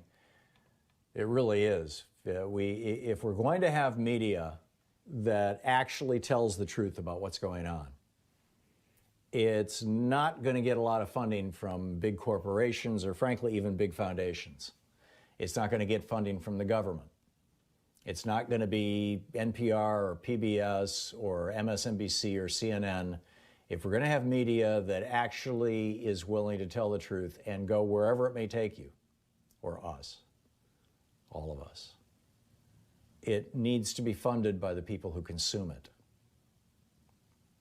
by the people who have the benefit of the work and the everything that goes into it, and that's you. I mean, you're watching Free Speech TV right now, and if you have already contributed to Free Speech TV in this pledge drive, thank you so much. It's always inspiring, actually. Throughout the pledge drive, every day I get a list from one of the folks at Free Speech TV about how much money we raised that day for Free Speech TV, our little show raised for the network, and it always, it always makes me feel good when we do well, when we really are able to say, yeah, we've really raised some good money here, and meaning that this network is going to be around And you know, maybe when the present insanity settles down, can even start expanding, you know, using that money to expand. Right now, just keeping the lights on is the challenge, frankly. And we very much need to keep the lights on. And we can't do that without your help. So please call now, 877-378-8669. Free Speech TV needs you right now. 877-378-8669. Please call, participate, become part of this network, become a big part of this network, become an enthusiastic part of this network. Tell your friends about Free Speech TV. Talk about it on Facebook and Twitter. Tell everybody you know about it. Get them watching it. Ask them, hey, did you see that show yesterday? Did you see what Tom had to say? Did you see what Randy had to say? Wow, did you catch Stephanie? Or did you hear what Sonali? Share it with people. There's so many ways that you can help Free Speech TV, although right now the specific way that we need is a little financial help. And that comes when you call 877-378-8669 and say, yes, here's what I can do to help. Most of us can kick in something. Most of us can contribute in some small way. And we really need your help right now to make this work. Free Speech TV does, to encourage people to make gifts. They have gifts back at you. Premiums, I think they're called in the business, that they'll send out, things that, didn't cost a whole lot of money so that we can give them away and doesn't detract from the fundraiser. With a $20 gift, you get your choice of the Proud Student of Thom Hartmann University bumper sticker or the I'm Voting Are You car magnet. With a $50 gift, you get your choice of the Just Effing Vote tote bag or the Free Speech TV webcam cover. With a $75 gift, you get the Thom Hartmann Free Speech TV program or the Thom Hartmann Program mug, which is, I like it. It's about my show, I suppose. With a $100 gift, you get 2 Free Speech TV branded face masks, which is kind of cool. With a $120 gift, you get your choice of the, actually there's a whole pile of things here. You get your choice. Pick one with a $120 gift. The social distancing kit, which is 2 of the face masks and the Free Speech TV hand sanitizer. The Just Effing Vote t-shirt. The Ask Me About Free Speech TV t-shirt. The Hidden History of the War on Voting, my book, the 3rd book in the Hidden History series. The first was guns, the second was the Supreme Court, now this one's on voting. Or your choice of one of 4 books specific on the issue of race, which is right on the tip of everyone's tongue right now and in the front of our minds, given the events, the recent events, although frankly it needs to be more on our minds more of the time. The new Jim Crow by Michelle Alexander, an absolutely brilliant classic. If you haven't read it, you need to get it. White Fragility by Robin DiAngelo, Dear White America by Tim Wise, and Uprooting Racism by Paul Kivel. And then finally, my new book, The Hidden History of Monopolies, How Big Business Destroyed the American Dream. That's also an option with a $120 gift. And those 2 books, the Hidden History of Monopolies, American Monopolies, and the Hidden History of the War on Voting, both come with my autograph in them. With a $240 gift, there's the Thom Hartmann Meet and Greet. With a $360 gift, the Thom Hartmann University box, the masks, the book on voting, the Just Effing Vote tote bag, the car magnet, I'm Voting Are You, the Just Effing Vote t-shirt. And with a $1,000 gift, come to Portland and hang out with us once the current unpleasantness ends. But the bottom line is we need to hear from you now. Please call now, 877-378-8660.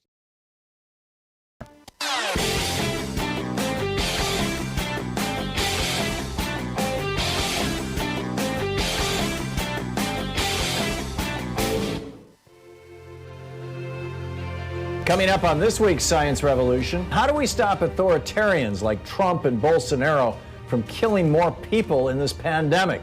Trump and Bolsonaro, the presidents of the United States and Brazil, are essentially refusing to do anything consequential about an epidemic that is killing massive numbers of their own country's citizens. Bill Freese drops by. He's the science policy analyst with the Center for Food Safety on the newly finalized federal regulations on GMOs. And Beyond Nuclear's Paul Gunter also drops by on how America is unprepared for a nuclear accident during this pandemic. Find The Science Revolution wherever you get great podcasts. Hey, we have a new video up over at thomhartmann.com for supporters of our program, and it's about the state representative, Timothy Gintner in Ohio, who has proposed legislation. It actually passed the House of Representatives in Ohio, HB 164. It's now going to the Senate, where there are 33 senators, 9 of them Democrats. This legislation, if you were to ask a student, say you're a science teacher, and you were to ask a student the question like, does the sun rotate around the Earth? Is the Earth the center of the universe? And the student said yes. You would have to grade the answer as correct, because the student might belong to some cult that believes that the Earth is at the center of the universe. Seriously. Religion trumps science in the classroom. It is getting so weird out there. Anyhow, you can check out all the details of it in our little video over at thomhartmann.com. And thanks again for supporting the program.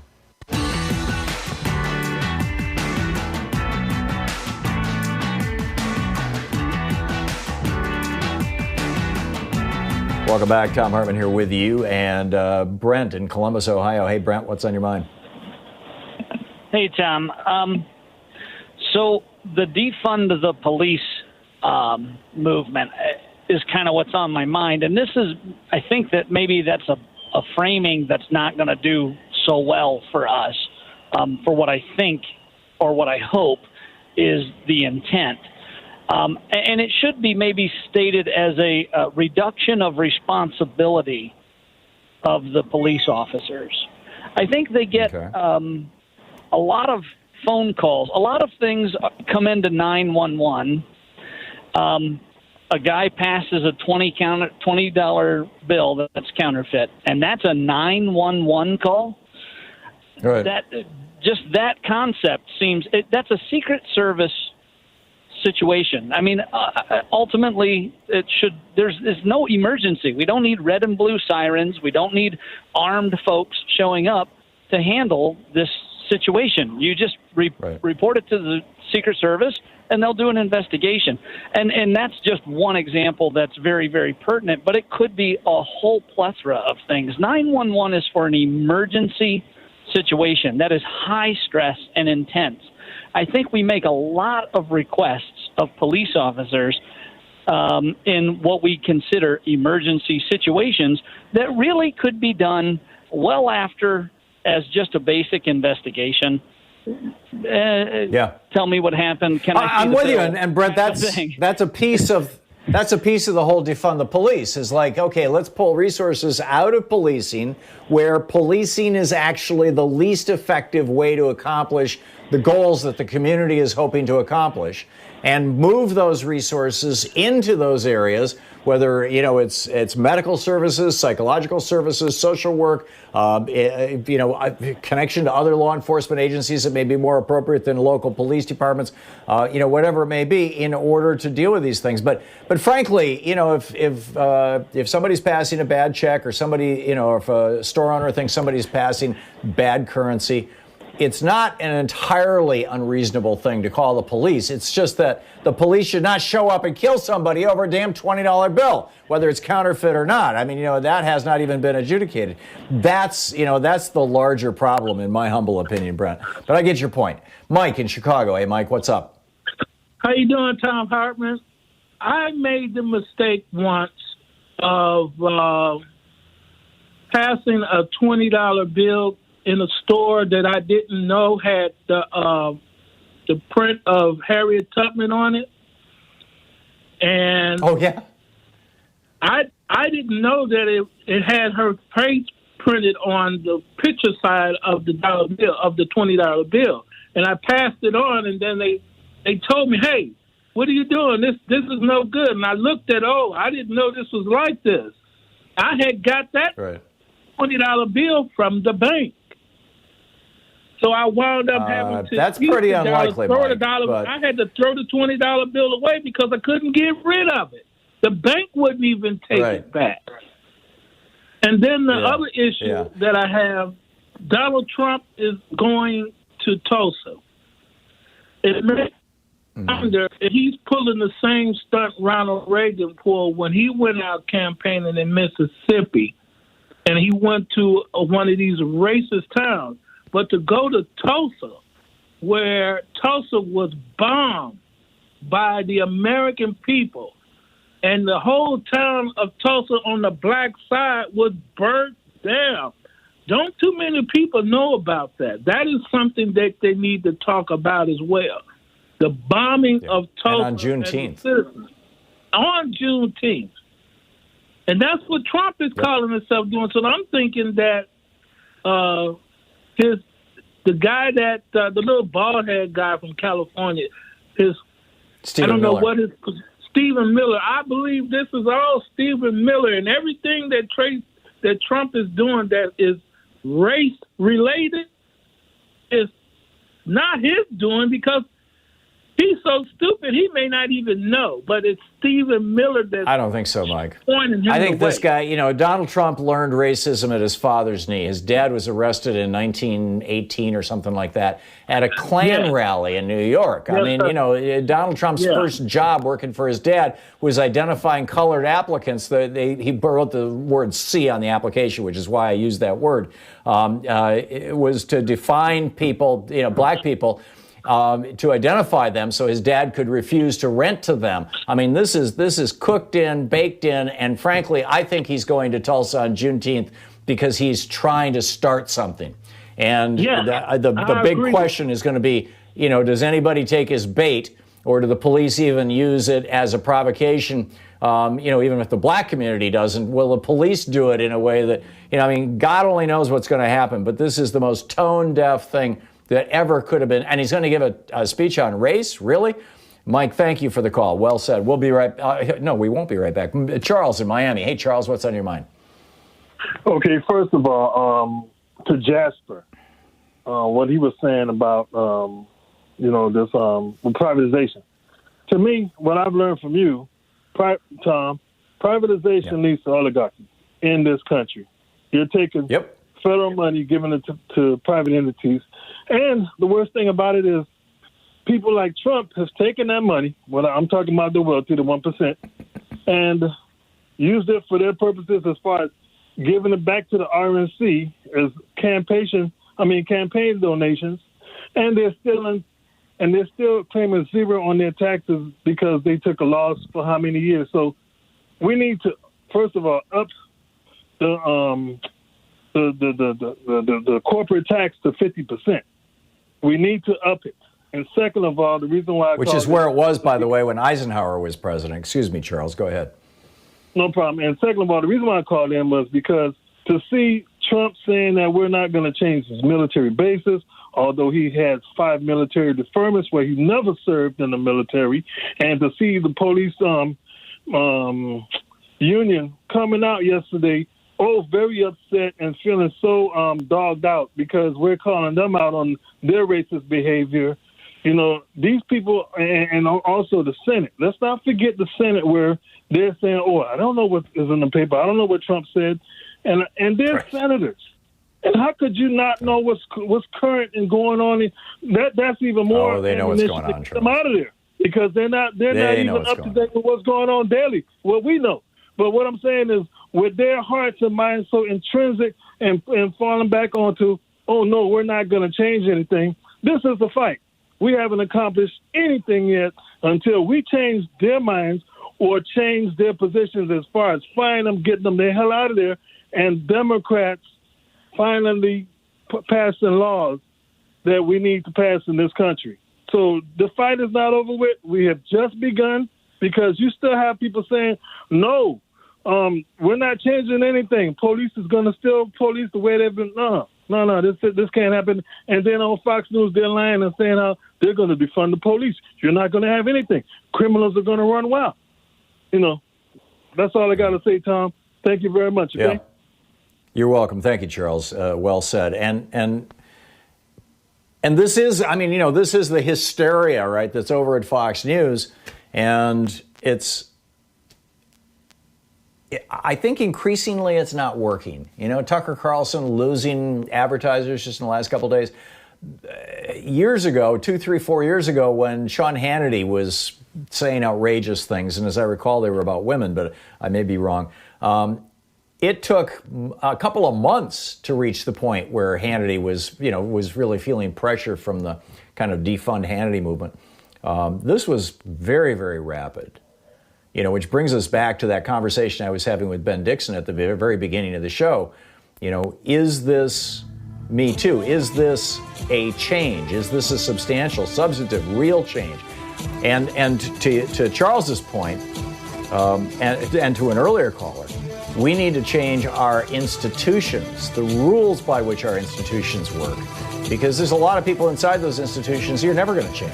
So what you do is that you change the world in which they live so that it's uncomfortable for them, and they can't do what they're doing there. We'll be back. You're listening to Thom Hartmann. Visit ThomHartmann.com for audio and video archives. Back with more of your calls in just a moment. It's 45 minutes past the hour here on the Thom Hartmann Program. Defending America from the weapons of mass deception.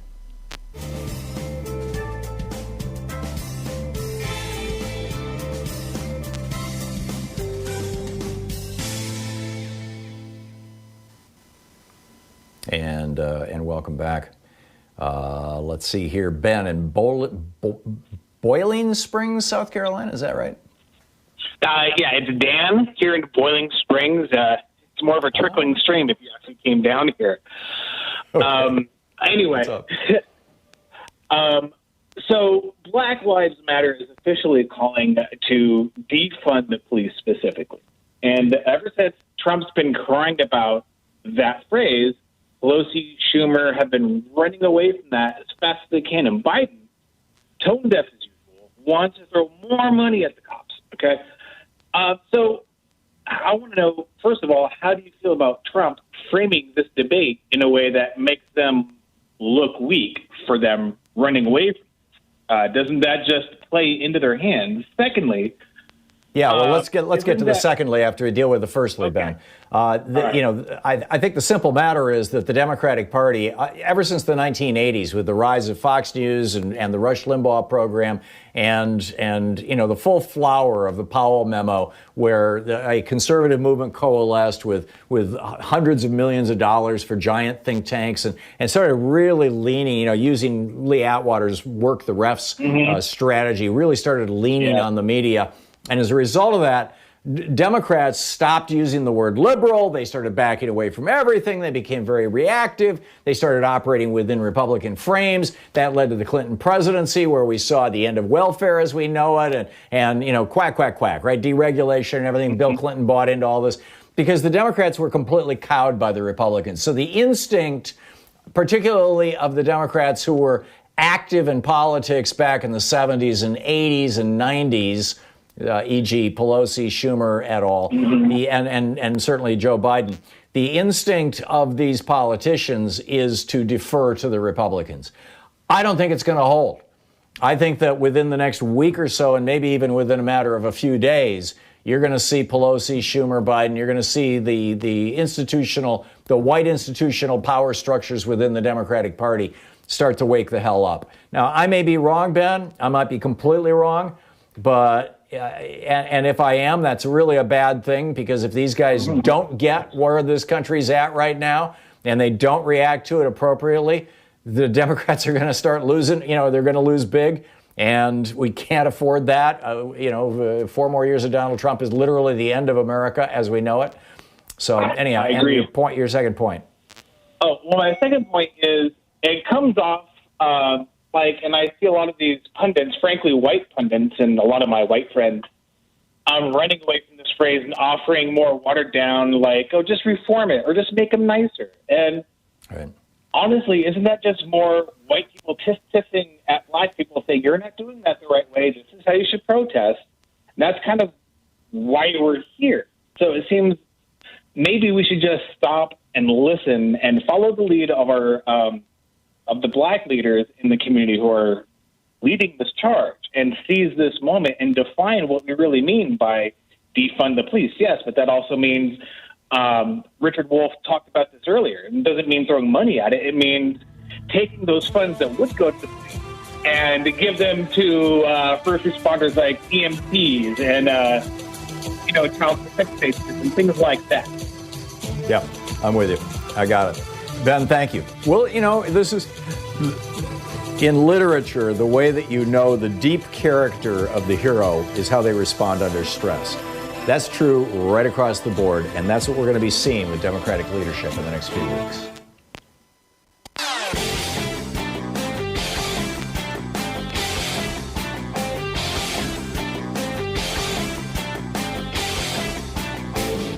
Hey, Thom Hartmann here. I have a new book out. It's called The Hidden History of Monopolies, How Big Business Destroyed the American Dream, and Ralph Nader wrote the foreword. It's available for pre-order wherever you find fine books.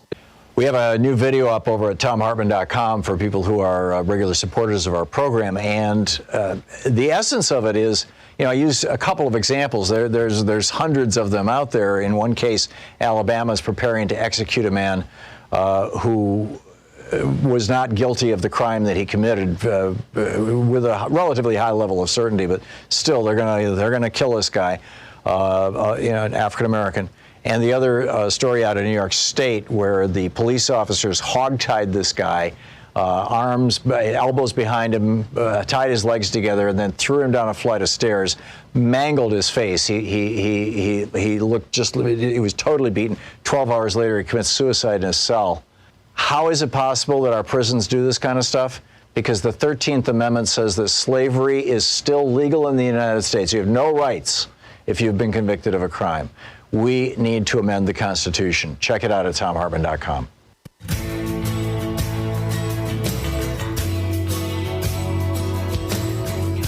Welcome back. Excuse me. We were taking your calls. And let's see here, Gary in Detroit. Hey, Gary, what's up? Hey, how you doing, Tom? Thank you for taking my call.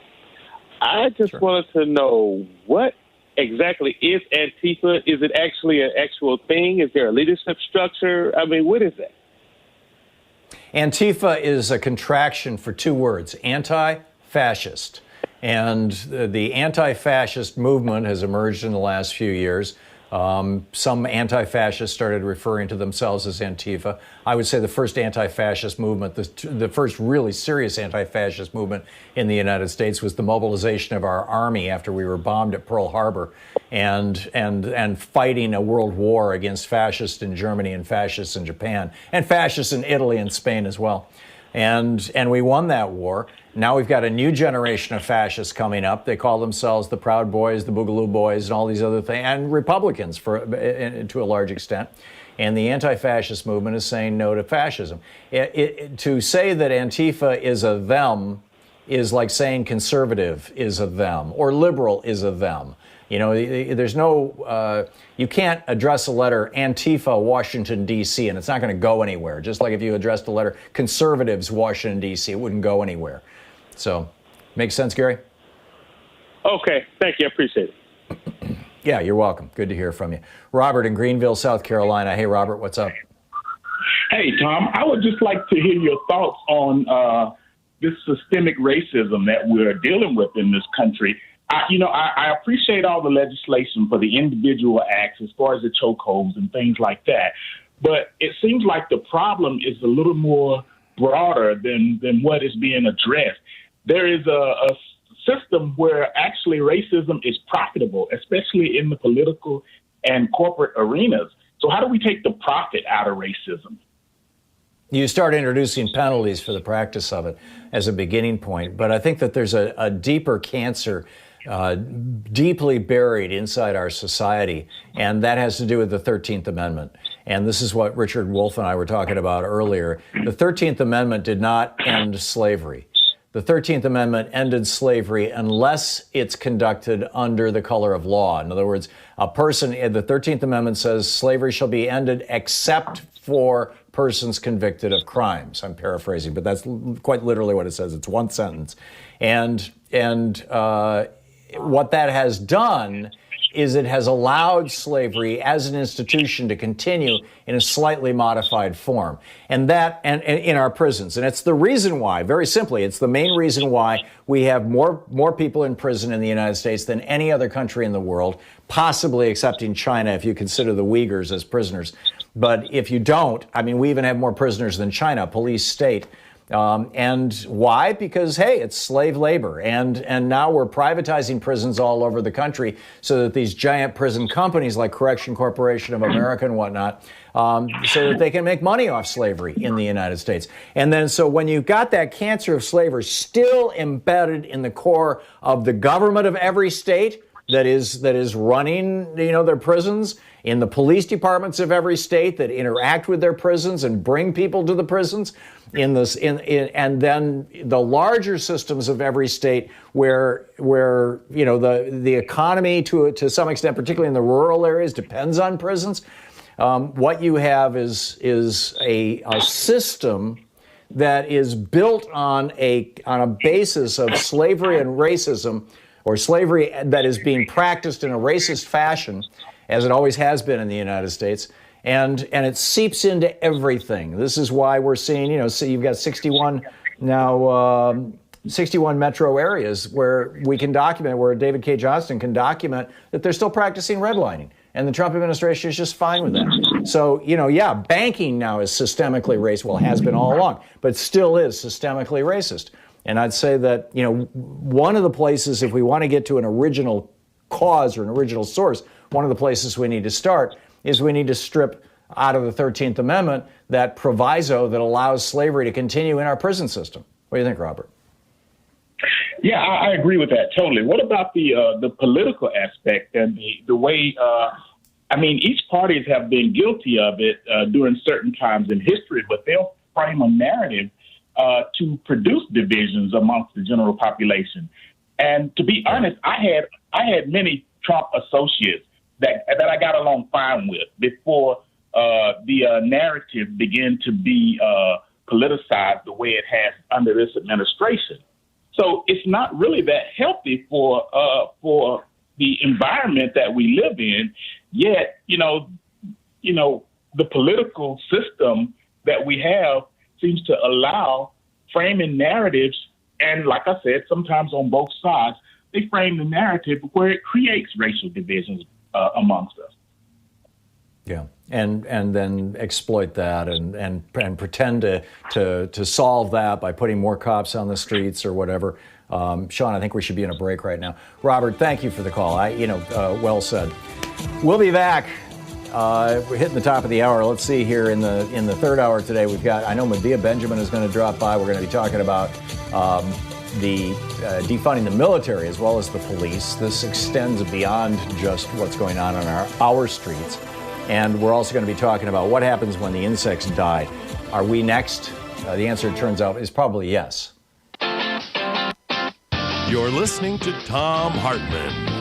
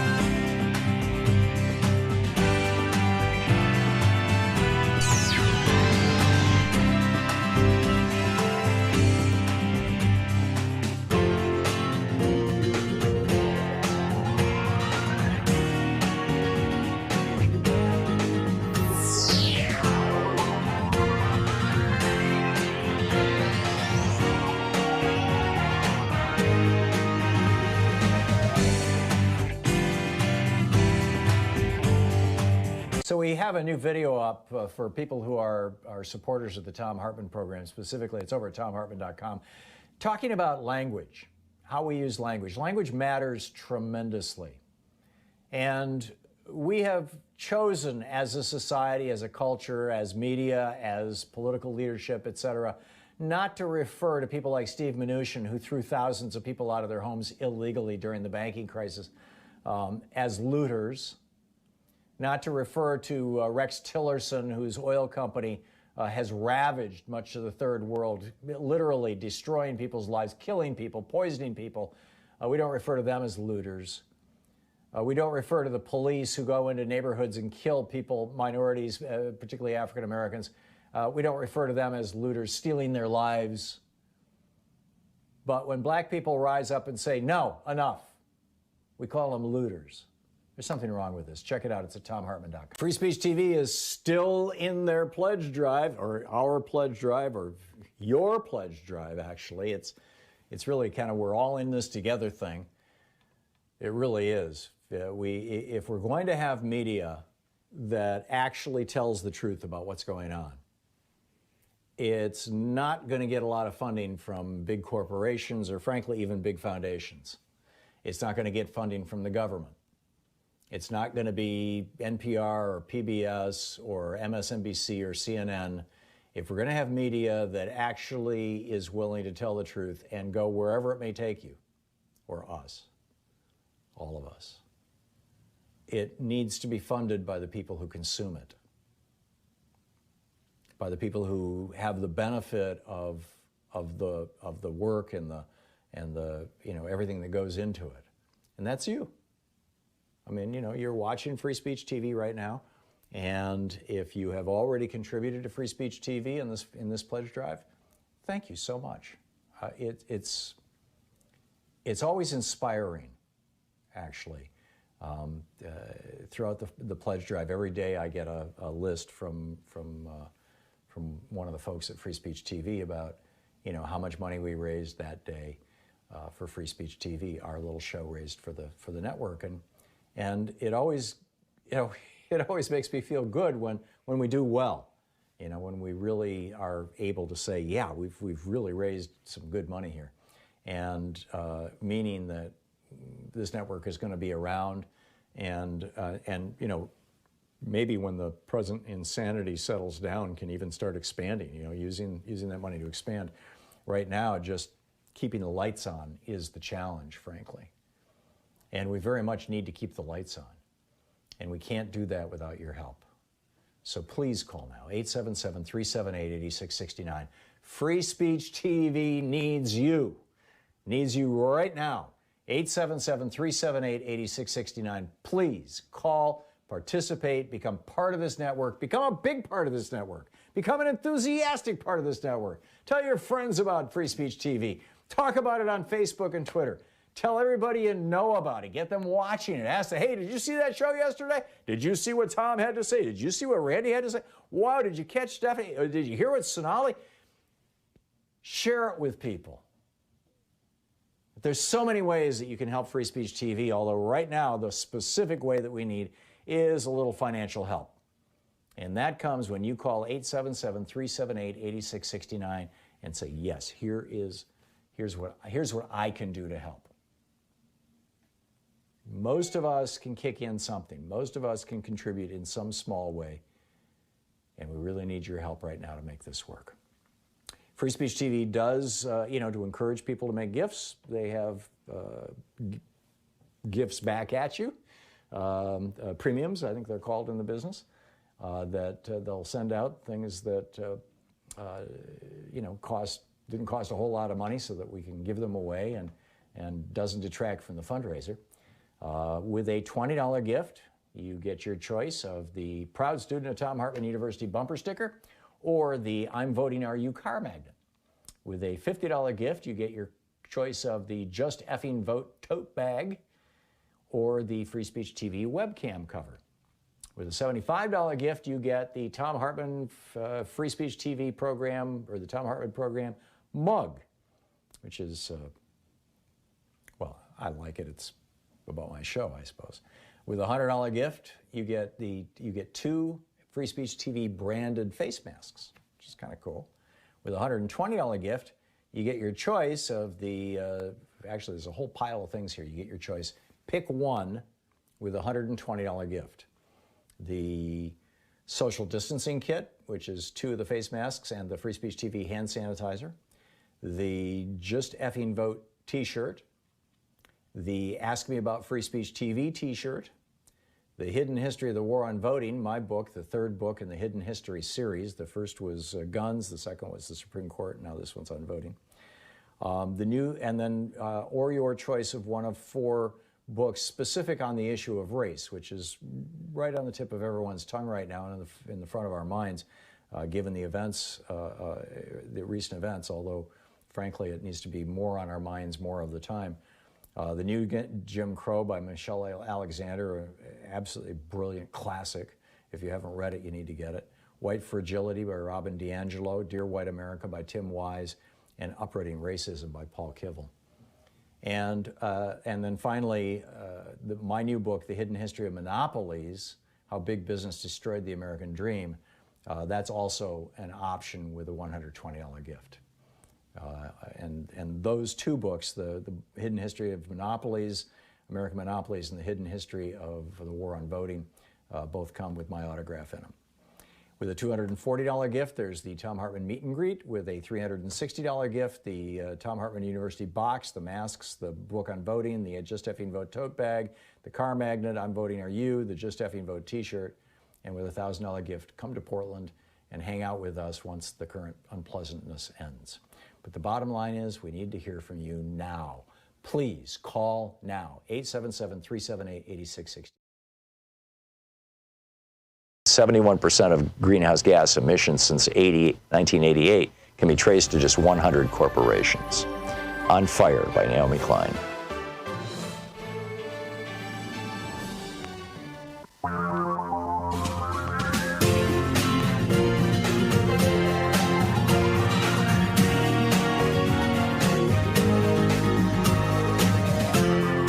This is the Thom Hartmann Program. Welcome back to the third hour of our program. On the line with us is the activist, co-founder, Code Pink and Global Exchange, author of Kingdom of the Unjust, behind the U.S.-Saudi connection, Medea Benjamin, codepink.org, globalexchange.org. You can tweet her at Medea Benjamin. Medea, welcome back to the program. I read this piece that you and Nicholas Davies wrote.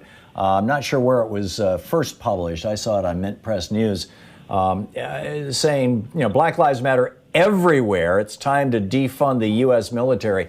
Talk with us for a moment about the intersection of racism, not just American racism, but a racism around the world and militarism. Yes, thanks so much for having me on, Tom. Great to be back on the show. If you look at the history of U.S. wars since the time of Vietnam till today, U.S. wars are against people of color. And so many people in the military get indoctrinated in racist ideas as part of getting people ready to go over and kill people they know nothing about and really have no beef with. And so when you see the U.S. killing people of color in places like Afghanistan or in Iraq, or you see U.S. weapons being used against people of color in Yemen or in Palestine, or let's take it to the economic warfare that's been going on in places like Venezuela or Iran, also non-white people, the U.S. is at war with people of color around the world, and that is reflected right here at home. So the piece that we wrote shows how the inequalities at home are reflected in the inequalities overseas, how the attacks are reflected overseas, and how this is part of a racist system that is not just domestic, but is global, where the resources of the world are held in the hands of a very small white elite, and the U.S. police and military are guarding that. So in the United States, arguably the first war by Europeans against people of color was European settlers against Native Americans, which produced the largest genocide in the history of the world. We had the War of 1848, where Americans, white European Americans, fought against, to take, parts of the American Southwest and California from Mexico. And Mexico, at that point, most of the people that they were fighting against in the lands that they were stealing were indigenous people, indigenous to Central America, but indigenous Americans, arguably Native Americans. And I mean, this has always been part of the DNA of this country. But at the same time that America was being colonized in the 1600s, white European colonization was stretching out across the world. I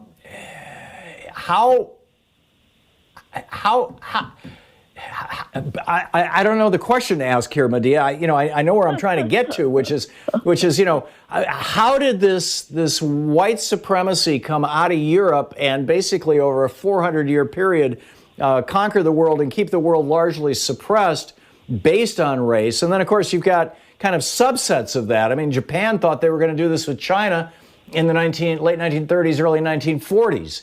And, and they were openly portraying it as a racial war, although the Japanese were identifying themselves as racially different than the Chinese.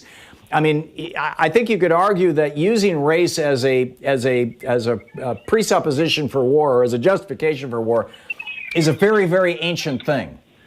What do we do about this, I guess, is my question.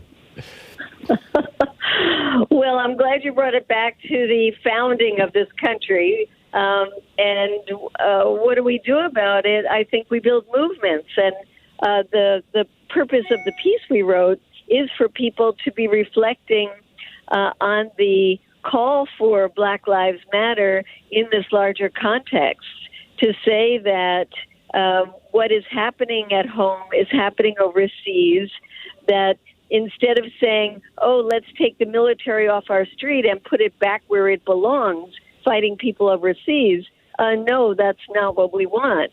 We want to use this time to really say, why are we putting so much money into the military? Why are these weapons from the Pentagon ending up on our streets with the tanks and the grenades and the tear gas and the rubber bullets?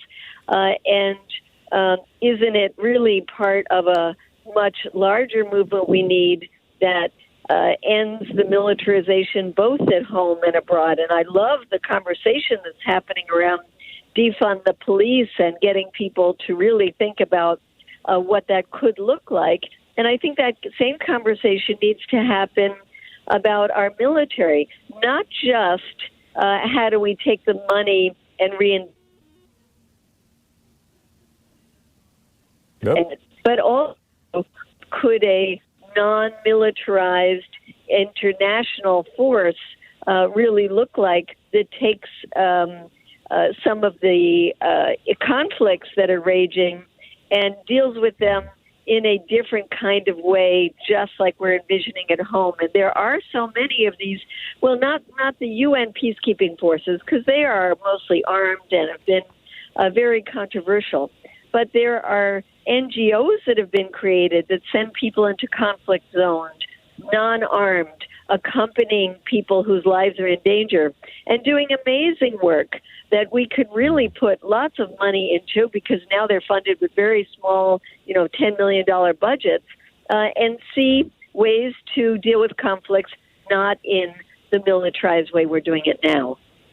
Yeah, amen. I've been affiliated with those. I was associated with a group based out of Germany back in 1980, and I went into Uganda during the war with Idi Amin. In part for that I didn't reason. know that, Tom. That's amazing. Yeah, the UK. I think that you could say the UK. This enforcement of empire via race and caste was something that was really high on the UK's list starting in the 1500s as the United Kingdom was becoming a world force, as they eclipsed the Dutch trading companies.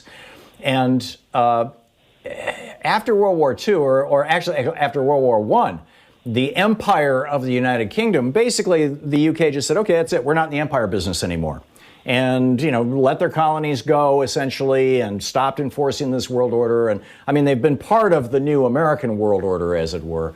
But and we have about a minute and a half left, Medea, do you see a way that the United States could set aside our aspirations to empire, or our actual, our ownership of empire, the way that the United Kingdom did? I think it's inevitable. Empires come and go, and we're seeing Trump accelerate things in really making the U.S. not be seen as a leader in the global movement anymore. I mean, today, just sanctioning the International Criminal Court. I was on a call yesterday with world leaders who are anti-U.S. leadership and are trying to find ways to really get themselves off of the dollar, to build new alliances. They look to China more than they look to the United States for support. So the U.S. empire is on its way down. The question is when and how will it happen? Well, and also, does it get replaced by a neo-fascist Chinese empire? Right. Or does it get replaced by? Sorry. Well, I was just going to say that could be as problematic. I mean, they're enforcing racism against the Uyghurs right now.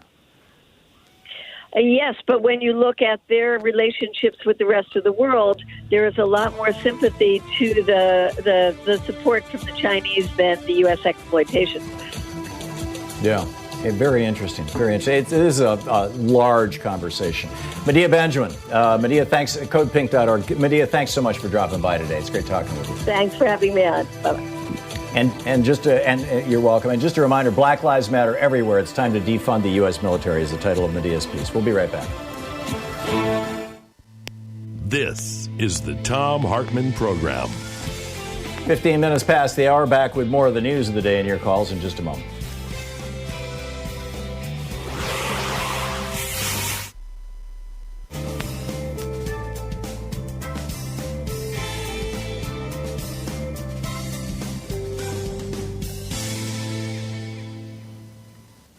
Welcome back. Tricia in Snohomish, Washington. Hey, Tricia, what's up? Hi, it's Trista. Trista, I wanted to share my experience with Mike with the cops. I was like a 65-year-old lady, white, and I had just gone to the Wells Fargo Bank, and right next to the Wells Fargo Bank was Wendy's. And so I thought, okay, I'll go over to Wendy's and I'll, get a sandwich.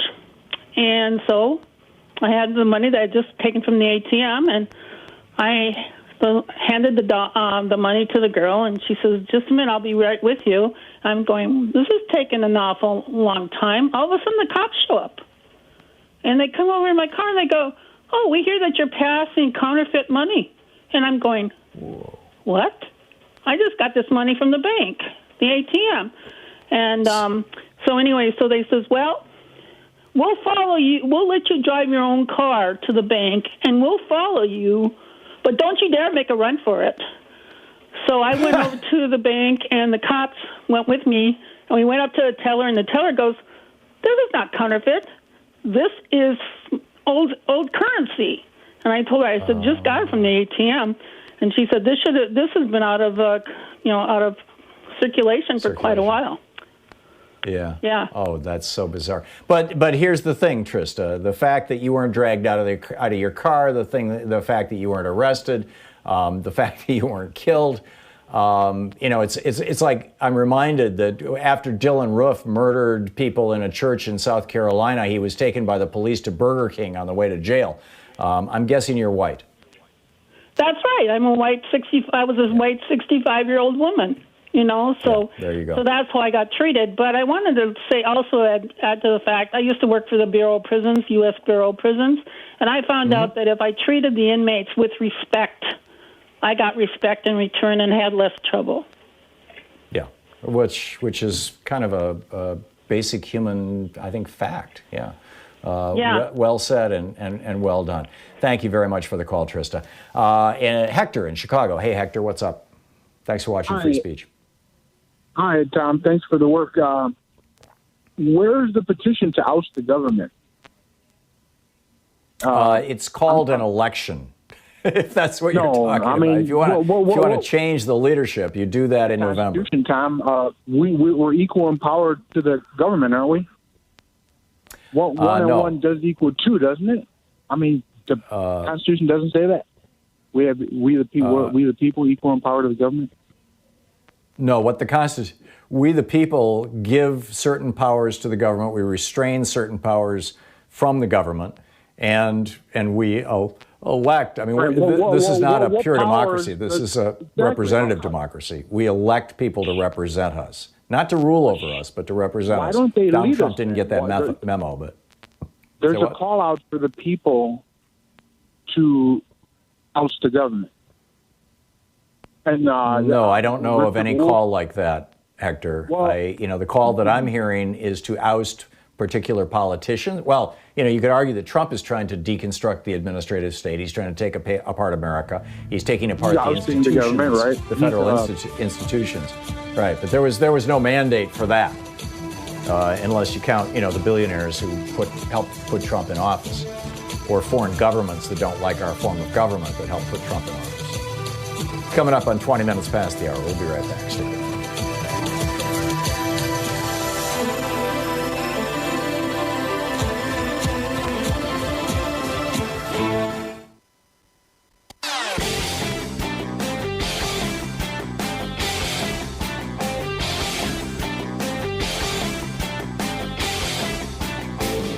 Our 1 hour free podcast recaps our show, and it's available wherever fine podcasts are found. And we have the full 3 hour podcast available over at thomhartmann.com if you want to really support our program. Hey, we have a new video over at thomhartmann.com for people who are supporters of our program. It is the 12 steps. Common Cause actually put these together, but I boiled them down into a nice little rant on a YouTube video that you can share with friends and neighbors and acquaintances who might be wondering, how did this coronavirus thing get so bad?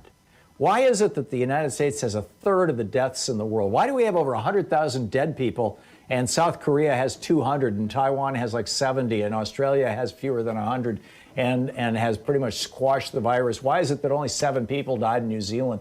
Why are so many other countries doing so well and we're not? Well, there's an answer to that question, and I lay it out in this little video. It's over at thomhartmann.com, and you can grab it there and share it with your friends. And I'll give you a clue. Almost all of it has to do with things that orange guy in the White House either did or failed to do, but it's a great list. You can check it out at thomhartmann.com.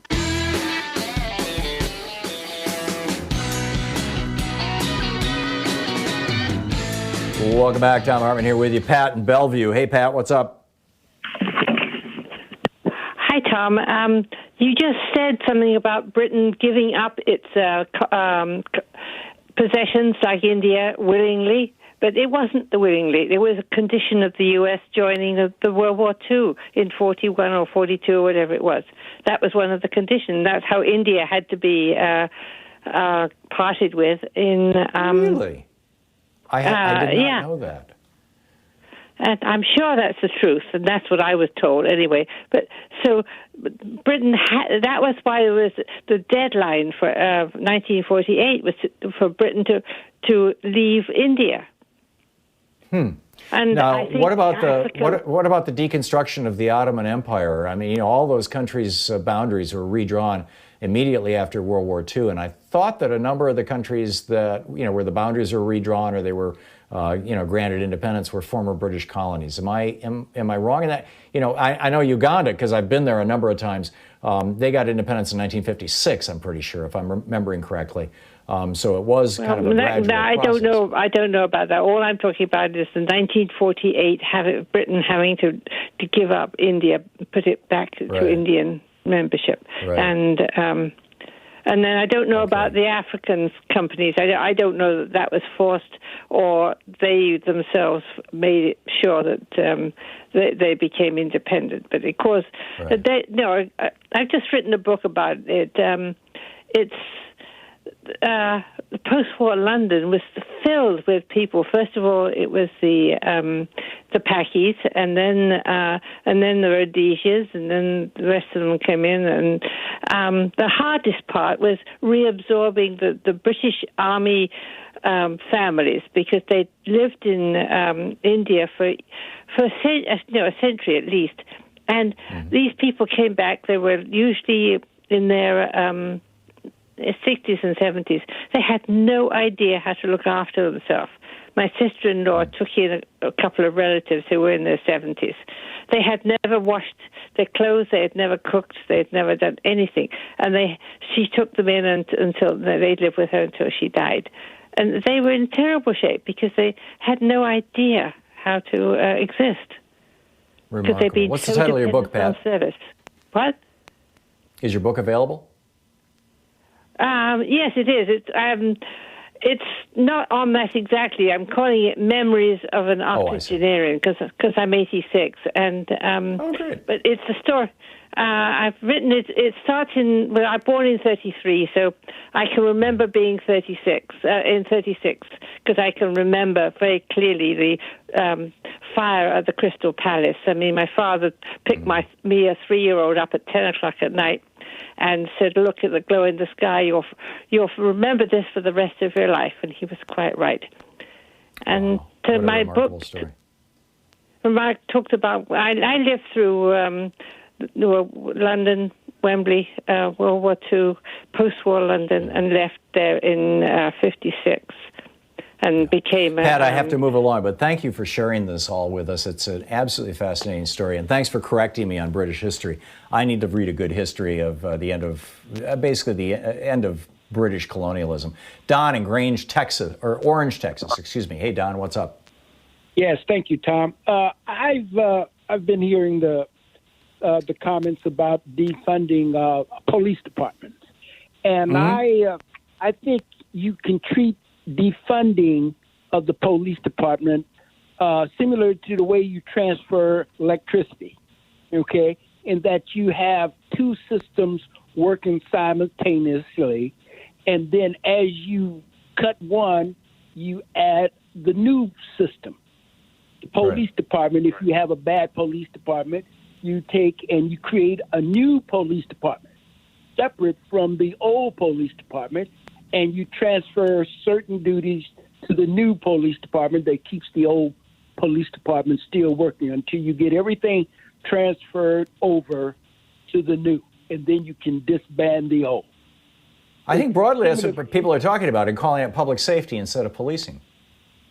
Yes, instead of having having to disband as people think of it is, you're just a matter of starting something new. That way, things that you don't want to continue on, say the unions and everything, then in your new system, you don't have unions.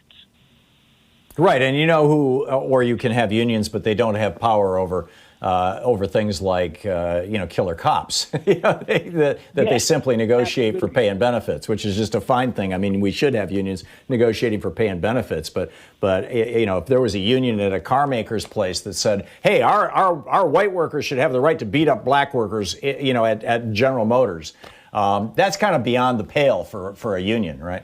But this is kind of what the police unions are doing. But I get what you're saying, Don, and I really think that that's what people are talking about here. It's so sad that we have an entire media institution, Right Wing Hate Radio and Fox News, devoted to trying to tear this country apart by misrepresenting the pain that people are experiencing and the solutions that people are proposing, and misrepresenting it purely for political purposes and profit. You're it's so listening sad. to the Thom Hartmann Program. Call 202-808-9925. All the more reason for you to double down on your support of progressive media, however you're getting this program. We'll be back. It's coming up on 28 minutes past the hour.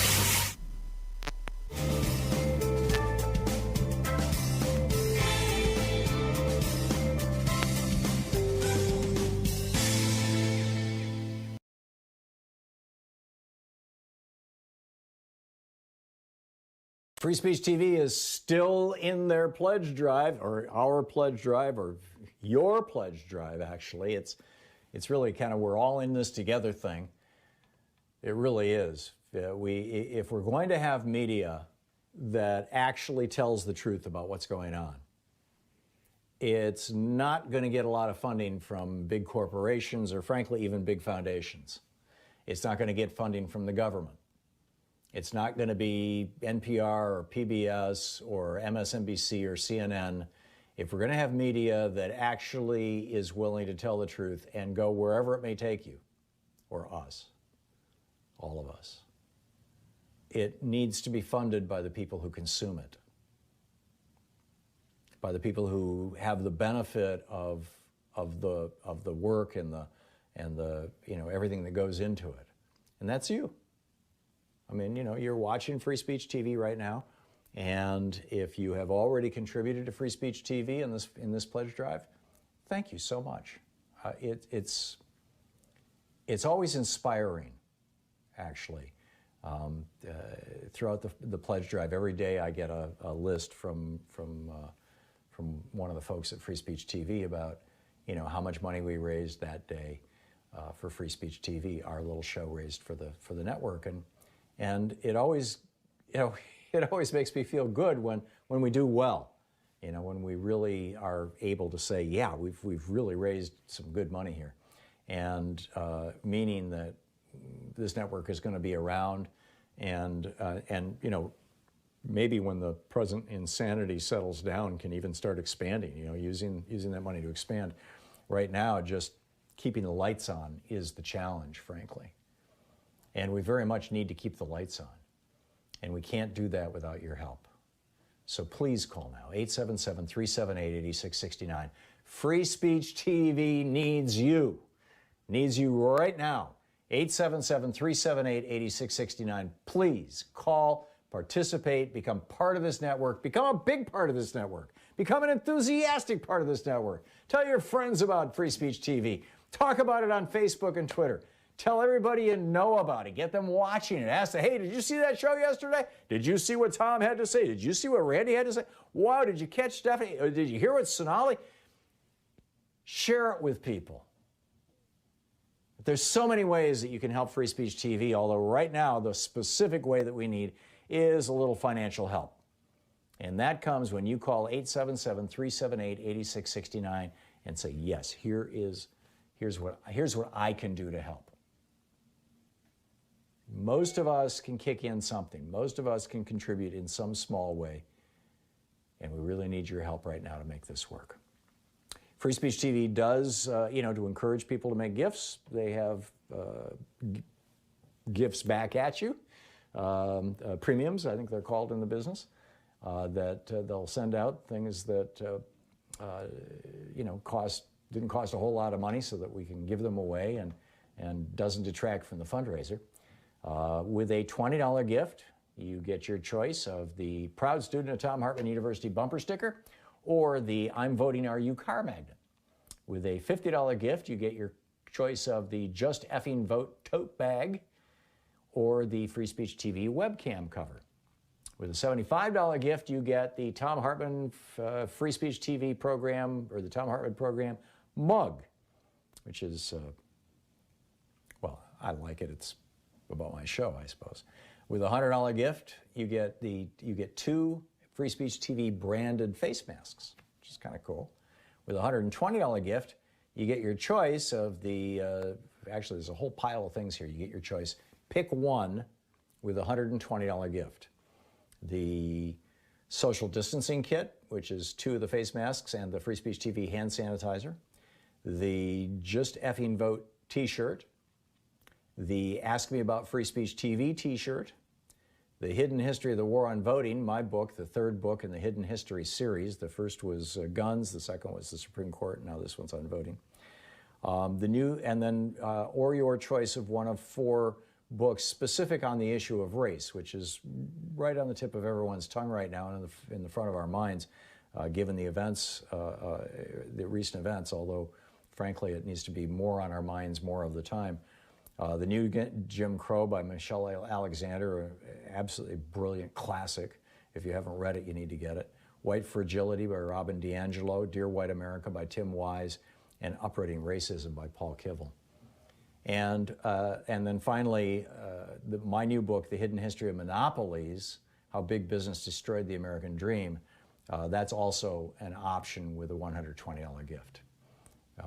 And those 2 books, the Hidden History of Monopolies, American Monopolies, and the Hidden History of the War on Voting, both come with my autograph in them.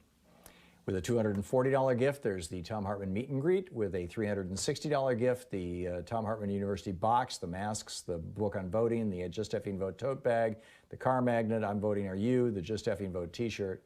And with a $1,000 gift, come to Portland and hang out with us once the current unpleasantness ends. But the bottom line is we need to hear from you now. Please call now, 877-378-8660.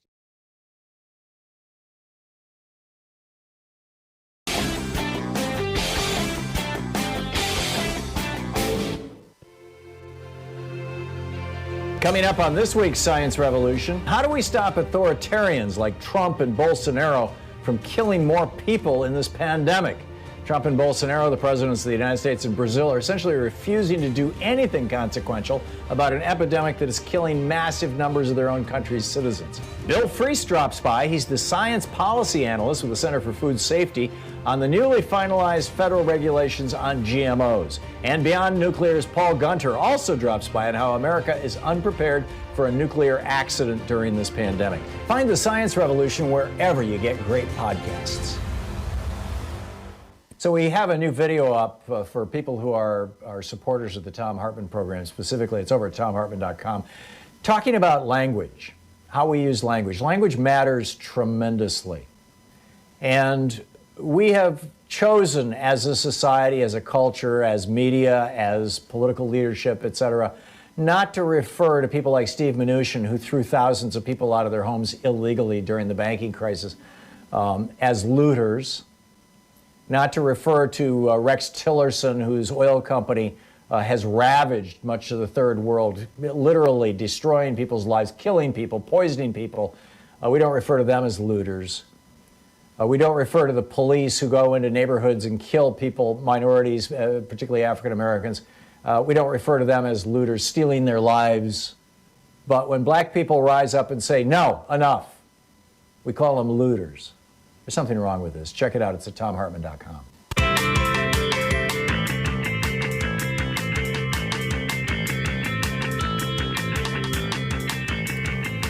Welcome back. So Louise and I were walking down the trail the other day along the Columbia River here, and there's this huge, long area where there's these bright yellow flowers, kind of, I used to know the name of them when I was a kid, but these beautiful yellow flowers.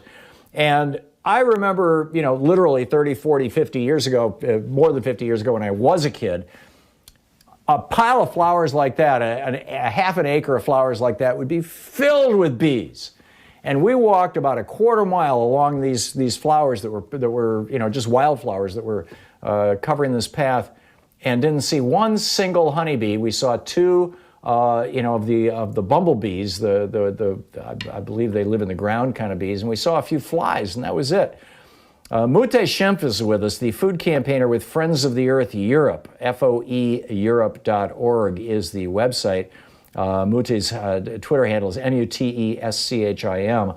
And Mute, welcome to the program. I read this piece that was published by Andrea Germanos over on Common Dream, saying the insects save the farmers, save ourselves. Is what I'm seeing a local phenomena, or is this worldwide? And how serious is this vanishing, and I realize it goes way beyond the bees, this vanishing insect problem?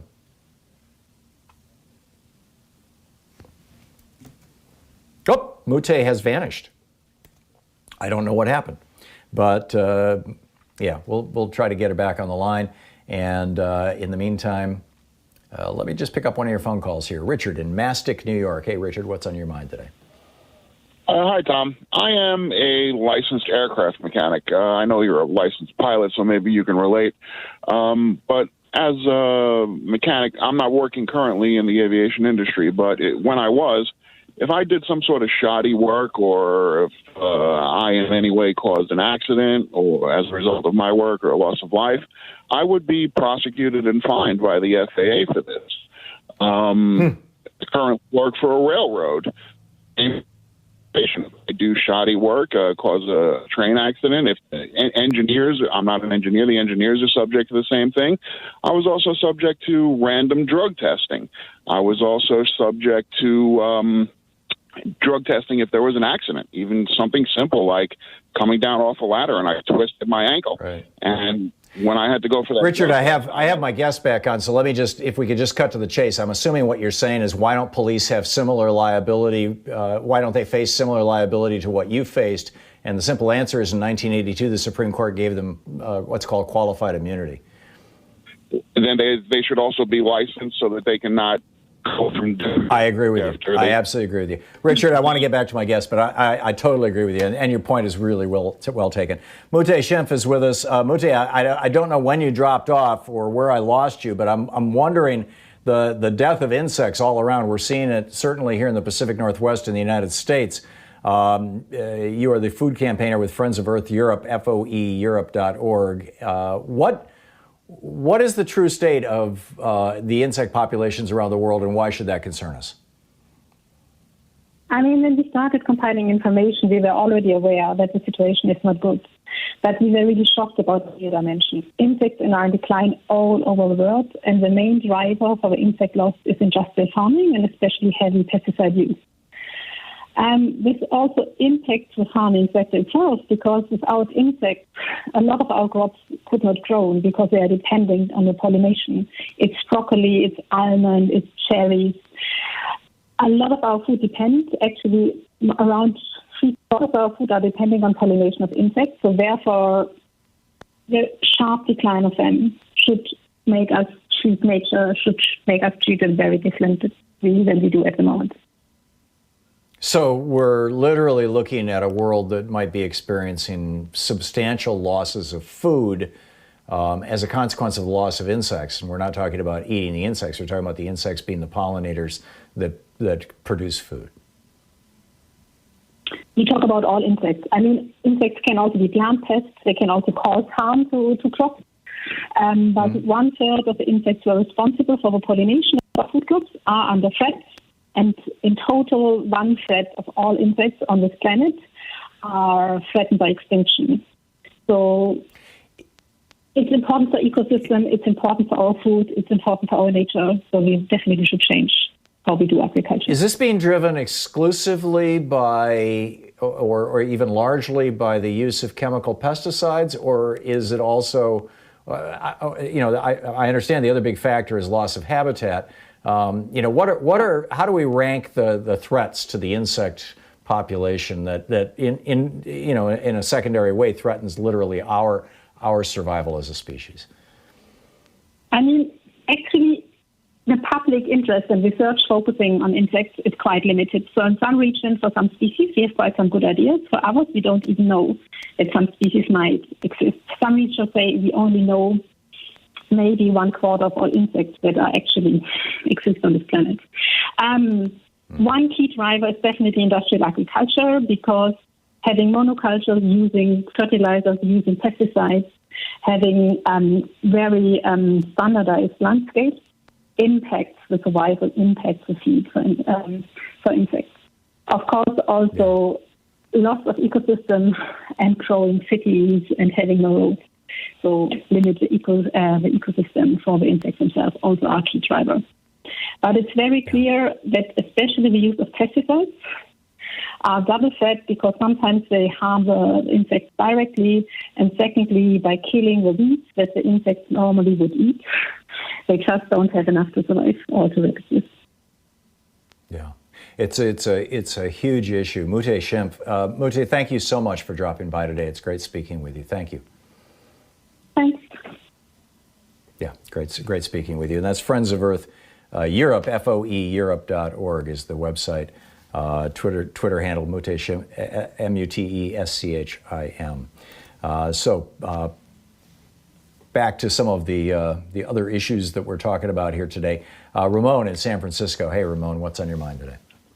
Tom, you're smart. I love you. Yeah.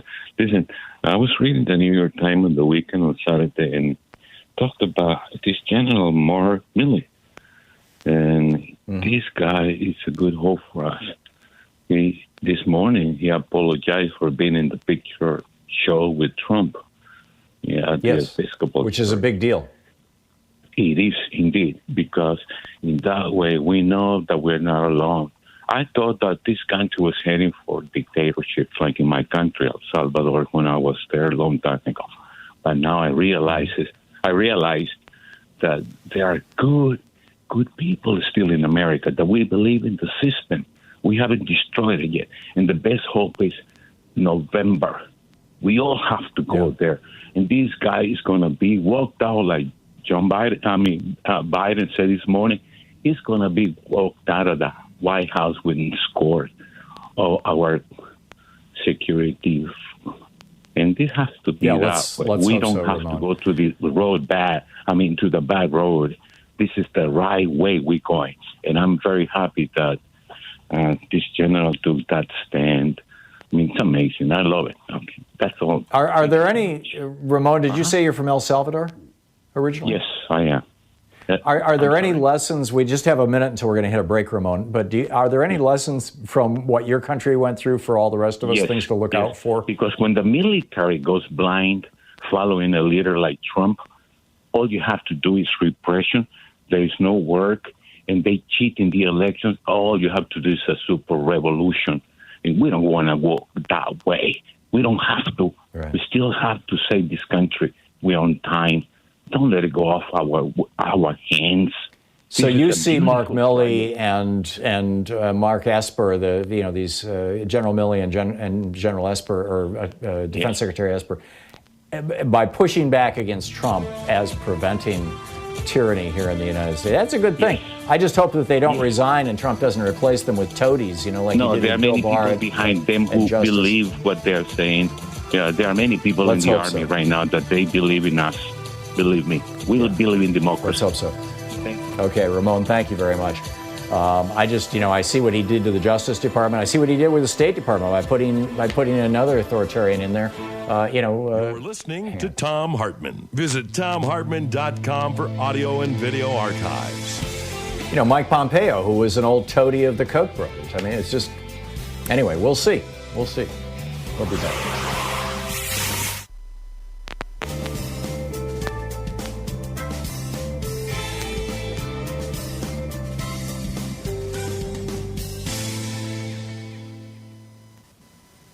And welcome back. Nick in Jersey City, New Jersey says you disagree with me here. Nick, what's up? Hi, Tom. How are you? I'm well. What's on your mind? I wanted to talk about what some of my fellow conservatives are referring to, and I wanted to hear what your response was to it in regards to police discrimination against African Americans and white people. The Washington Post came out with a study 2 days ago, I believe. And they went over the statistics, and of the 10 million arrests in 2019 between police and Americans, there were 1,004 deaths. In terms of unarmed people, it was actually a higher percentage of whites were killed. It was 19 whites, 5.1%, and it was 9 black Americans. 74% of America is white, Nick. How does that surprise you? Well, it's a disproportionate number. It's per capita. And I mean, this doesn't even, let's just assume for a second that the crime statistics were equal, which they're not. Nick, is this a contortionist attempt on your part to suggest that there's no racism in policing in America? Is that where you're going? No, I don't think, no. Nobody's saying that. What we're saying is that. So you're acknowledging that there's racism in policing in the United States? On an individual level, sure, but systemically, it doesn't seem so. The statistics from the Washington Post don't bear that out. Actually, I'm not sure. I don't have the article in front of me that you're reading, and I don't know if you're cherry picking it. But I would suggest that you have a conversation with pretty much any person who has grown up black in America and ask them what their experience with police has been.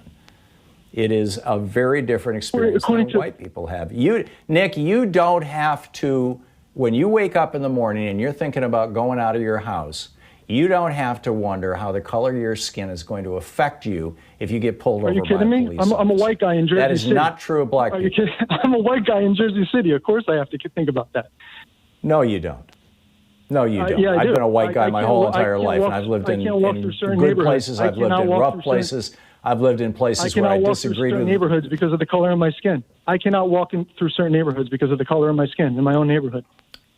And that's because of the institutions that people who look like you and me have set up over the last 400 years.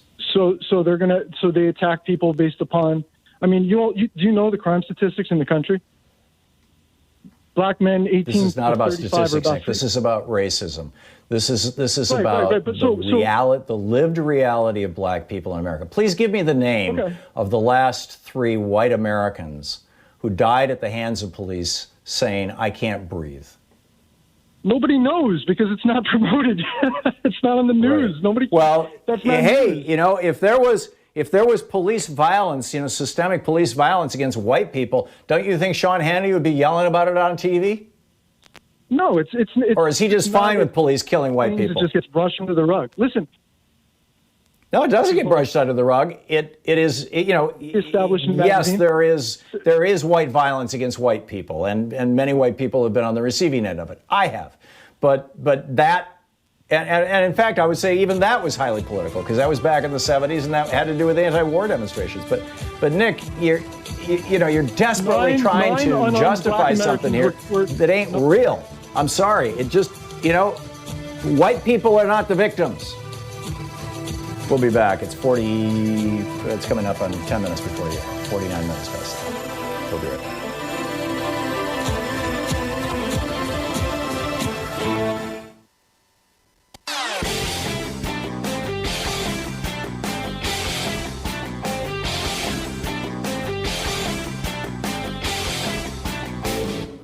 Thom Hartmann here. Did you know that Chief Justice John Roberts, back when he worked for Ronald Reagan, came up with a way that Congress and the White House could get around the Supreme Court?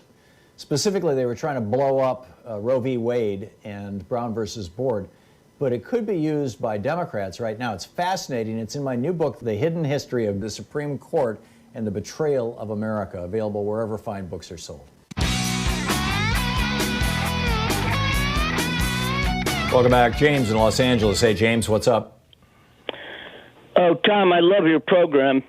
And there is a working police department that should be a model for reforming all of these oppressive police departments. And Palo Alto Police Department, during the Watts riots in L.A., it was created to defuse any upset in the black community. Palo Alto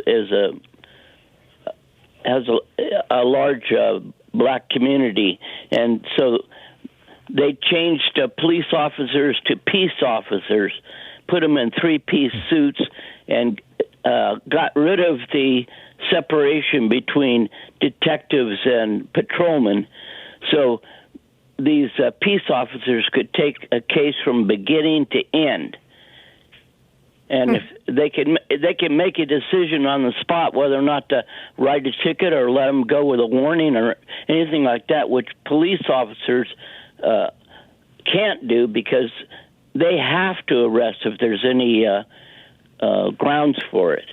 They can't let somebody go with a warning. There is some discretion, generally speaking. But James, I'll have to, I can't speak to it. I'm not familiar with that, but you've given me my DuckDuckGo assignment for the afternoon. Thank you very much. Rhoda in Portland, Michigan. Hey, Rhoda, what's up? Hi, Tom. I am a retired English teacher, and I do recognize the problem with the words defund and reform. And you're right. Mm-hmm. Language matters. Words do matter. That's the whole thing behind campaigns, generally.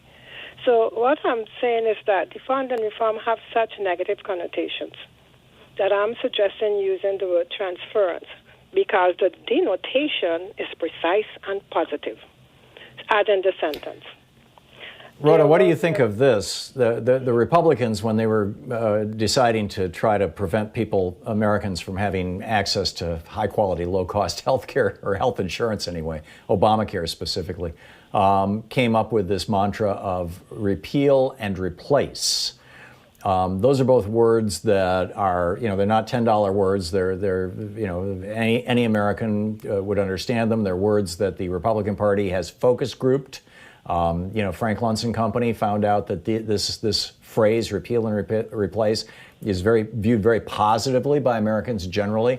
And they're applying that to health insurance. I mean, they're literally still saying this as they're suing at the Supreme Court to end Obamacare. They're still saying, yeah, we're going to repeal it and replace it. Why not use that phrase with regard to police? Because people are already associated with something else. We have a guy here once running for Senate for the Republicans. His name, I forgot his name, James something. And he's up with that word. People are so sick and tired of it. They just turn off their TV when he comes up. I believe that Obamacare should be repealed and replaced. So the black guy, mind you. But there's a mixed marriage. Yeah. But really words do matter. So I'm thinking they should use the word, there will be, as in this sentence, there will be a transference of funds from precincts to local agencies in the community to help citizens. Yeah. Have a sentence like there'll be a transfer. And I just heard a guy was actually saying, and I was waiting to speak to you, when he was making use of the word transfer. It's short, and remember, when they're using words for effect, it has to be short. Repeal, 2 syllables, you know. Yeah. Replace. Yep. No, I get it. And you know, we got to get English teachers into the campaign for the Democrats, because they don't have a person who's doing things like that. They really don't. They need to really get the slogans and use them. I agree. Transfer. Rhoda, thank you. Okay, transference. Thank you very much. Patrick in West Los Angeles. Hey, Patrick, what's up? Tom, hey, thanks for the line. Appreciate it, as always. You know, keep hearing about Antifa, and as far as I know, as far as I understand, I've never heard of a single person dying at the hands of Antifa, even if they were an organized group, which I don't know that they are. From what I understand, it's just a term. Nobody's ever died at the hands of Antifa. But if you look at the most successful terrorist group in the history of this country, the KKK, Klan, or if you combine them with all the other terrorists, all the other right-wing knuckle-dragging terrorist groups, Michigan militia, white supremacists, white nationalists, the Proud Boys, whatever, you can go on and on. We're talking about thousands and thousands and thousands of people.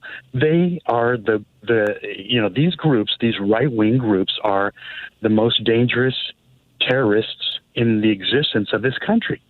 And this needs to be pointed out. I mean, again, it's a red herring. It's a phantom menace. It's a fake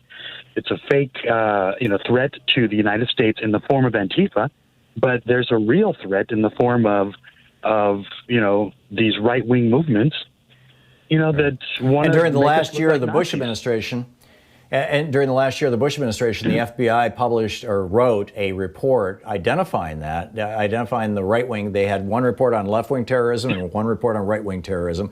And the left wing terrorism one concluded that pretty much died out in the 70s with the death of the Weather Underground. The one on right wing terrorism documented literally hundreds of deaths at the hands of right wingers in America. Arguably, you could push that into the thousands when you include things like Tim McVeigh's. There was 300 and some odd people, as I recall, in Oklahoma City. And that report was released during the first months of the Obama administration, and the right went nuts, absolutely nuts. Fox News went insane, and it forced Barack Obama, or his FBI, to withdraw the report. Oh my God, we can't talk about right-wing terrorism in the United States. It's killing people, but we can't talk about it. Anyhow, thanks so much for being with us today. We'll be back tomorrow, same time, same place. In the meantime, don't forget, democracy is not a spectator sport. Get inside your local Democratic Party. Let's make some change here. Let's make this country a better place. Let's put it that way. Tag you're it. We'll see you tomorrow. Be good to yourself and those around you. You've been listening to Thom Hartmann. For audio and video archives, visit thomhartmann.com.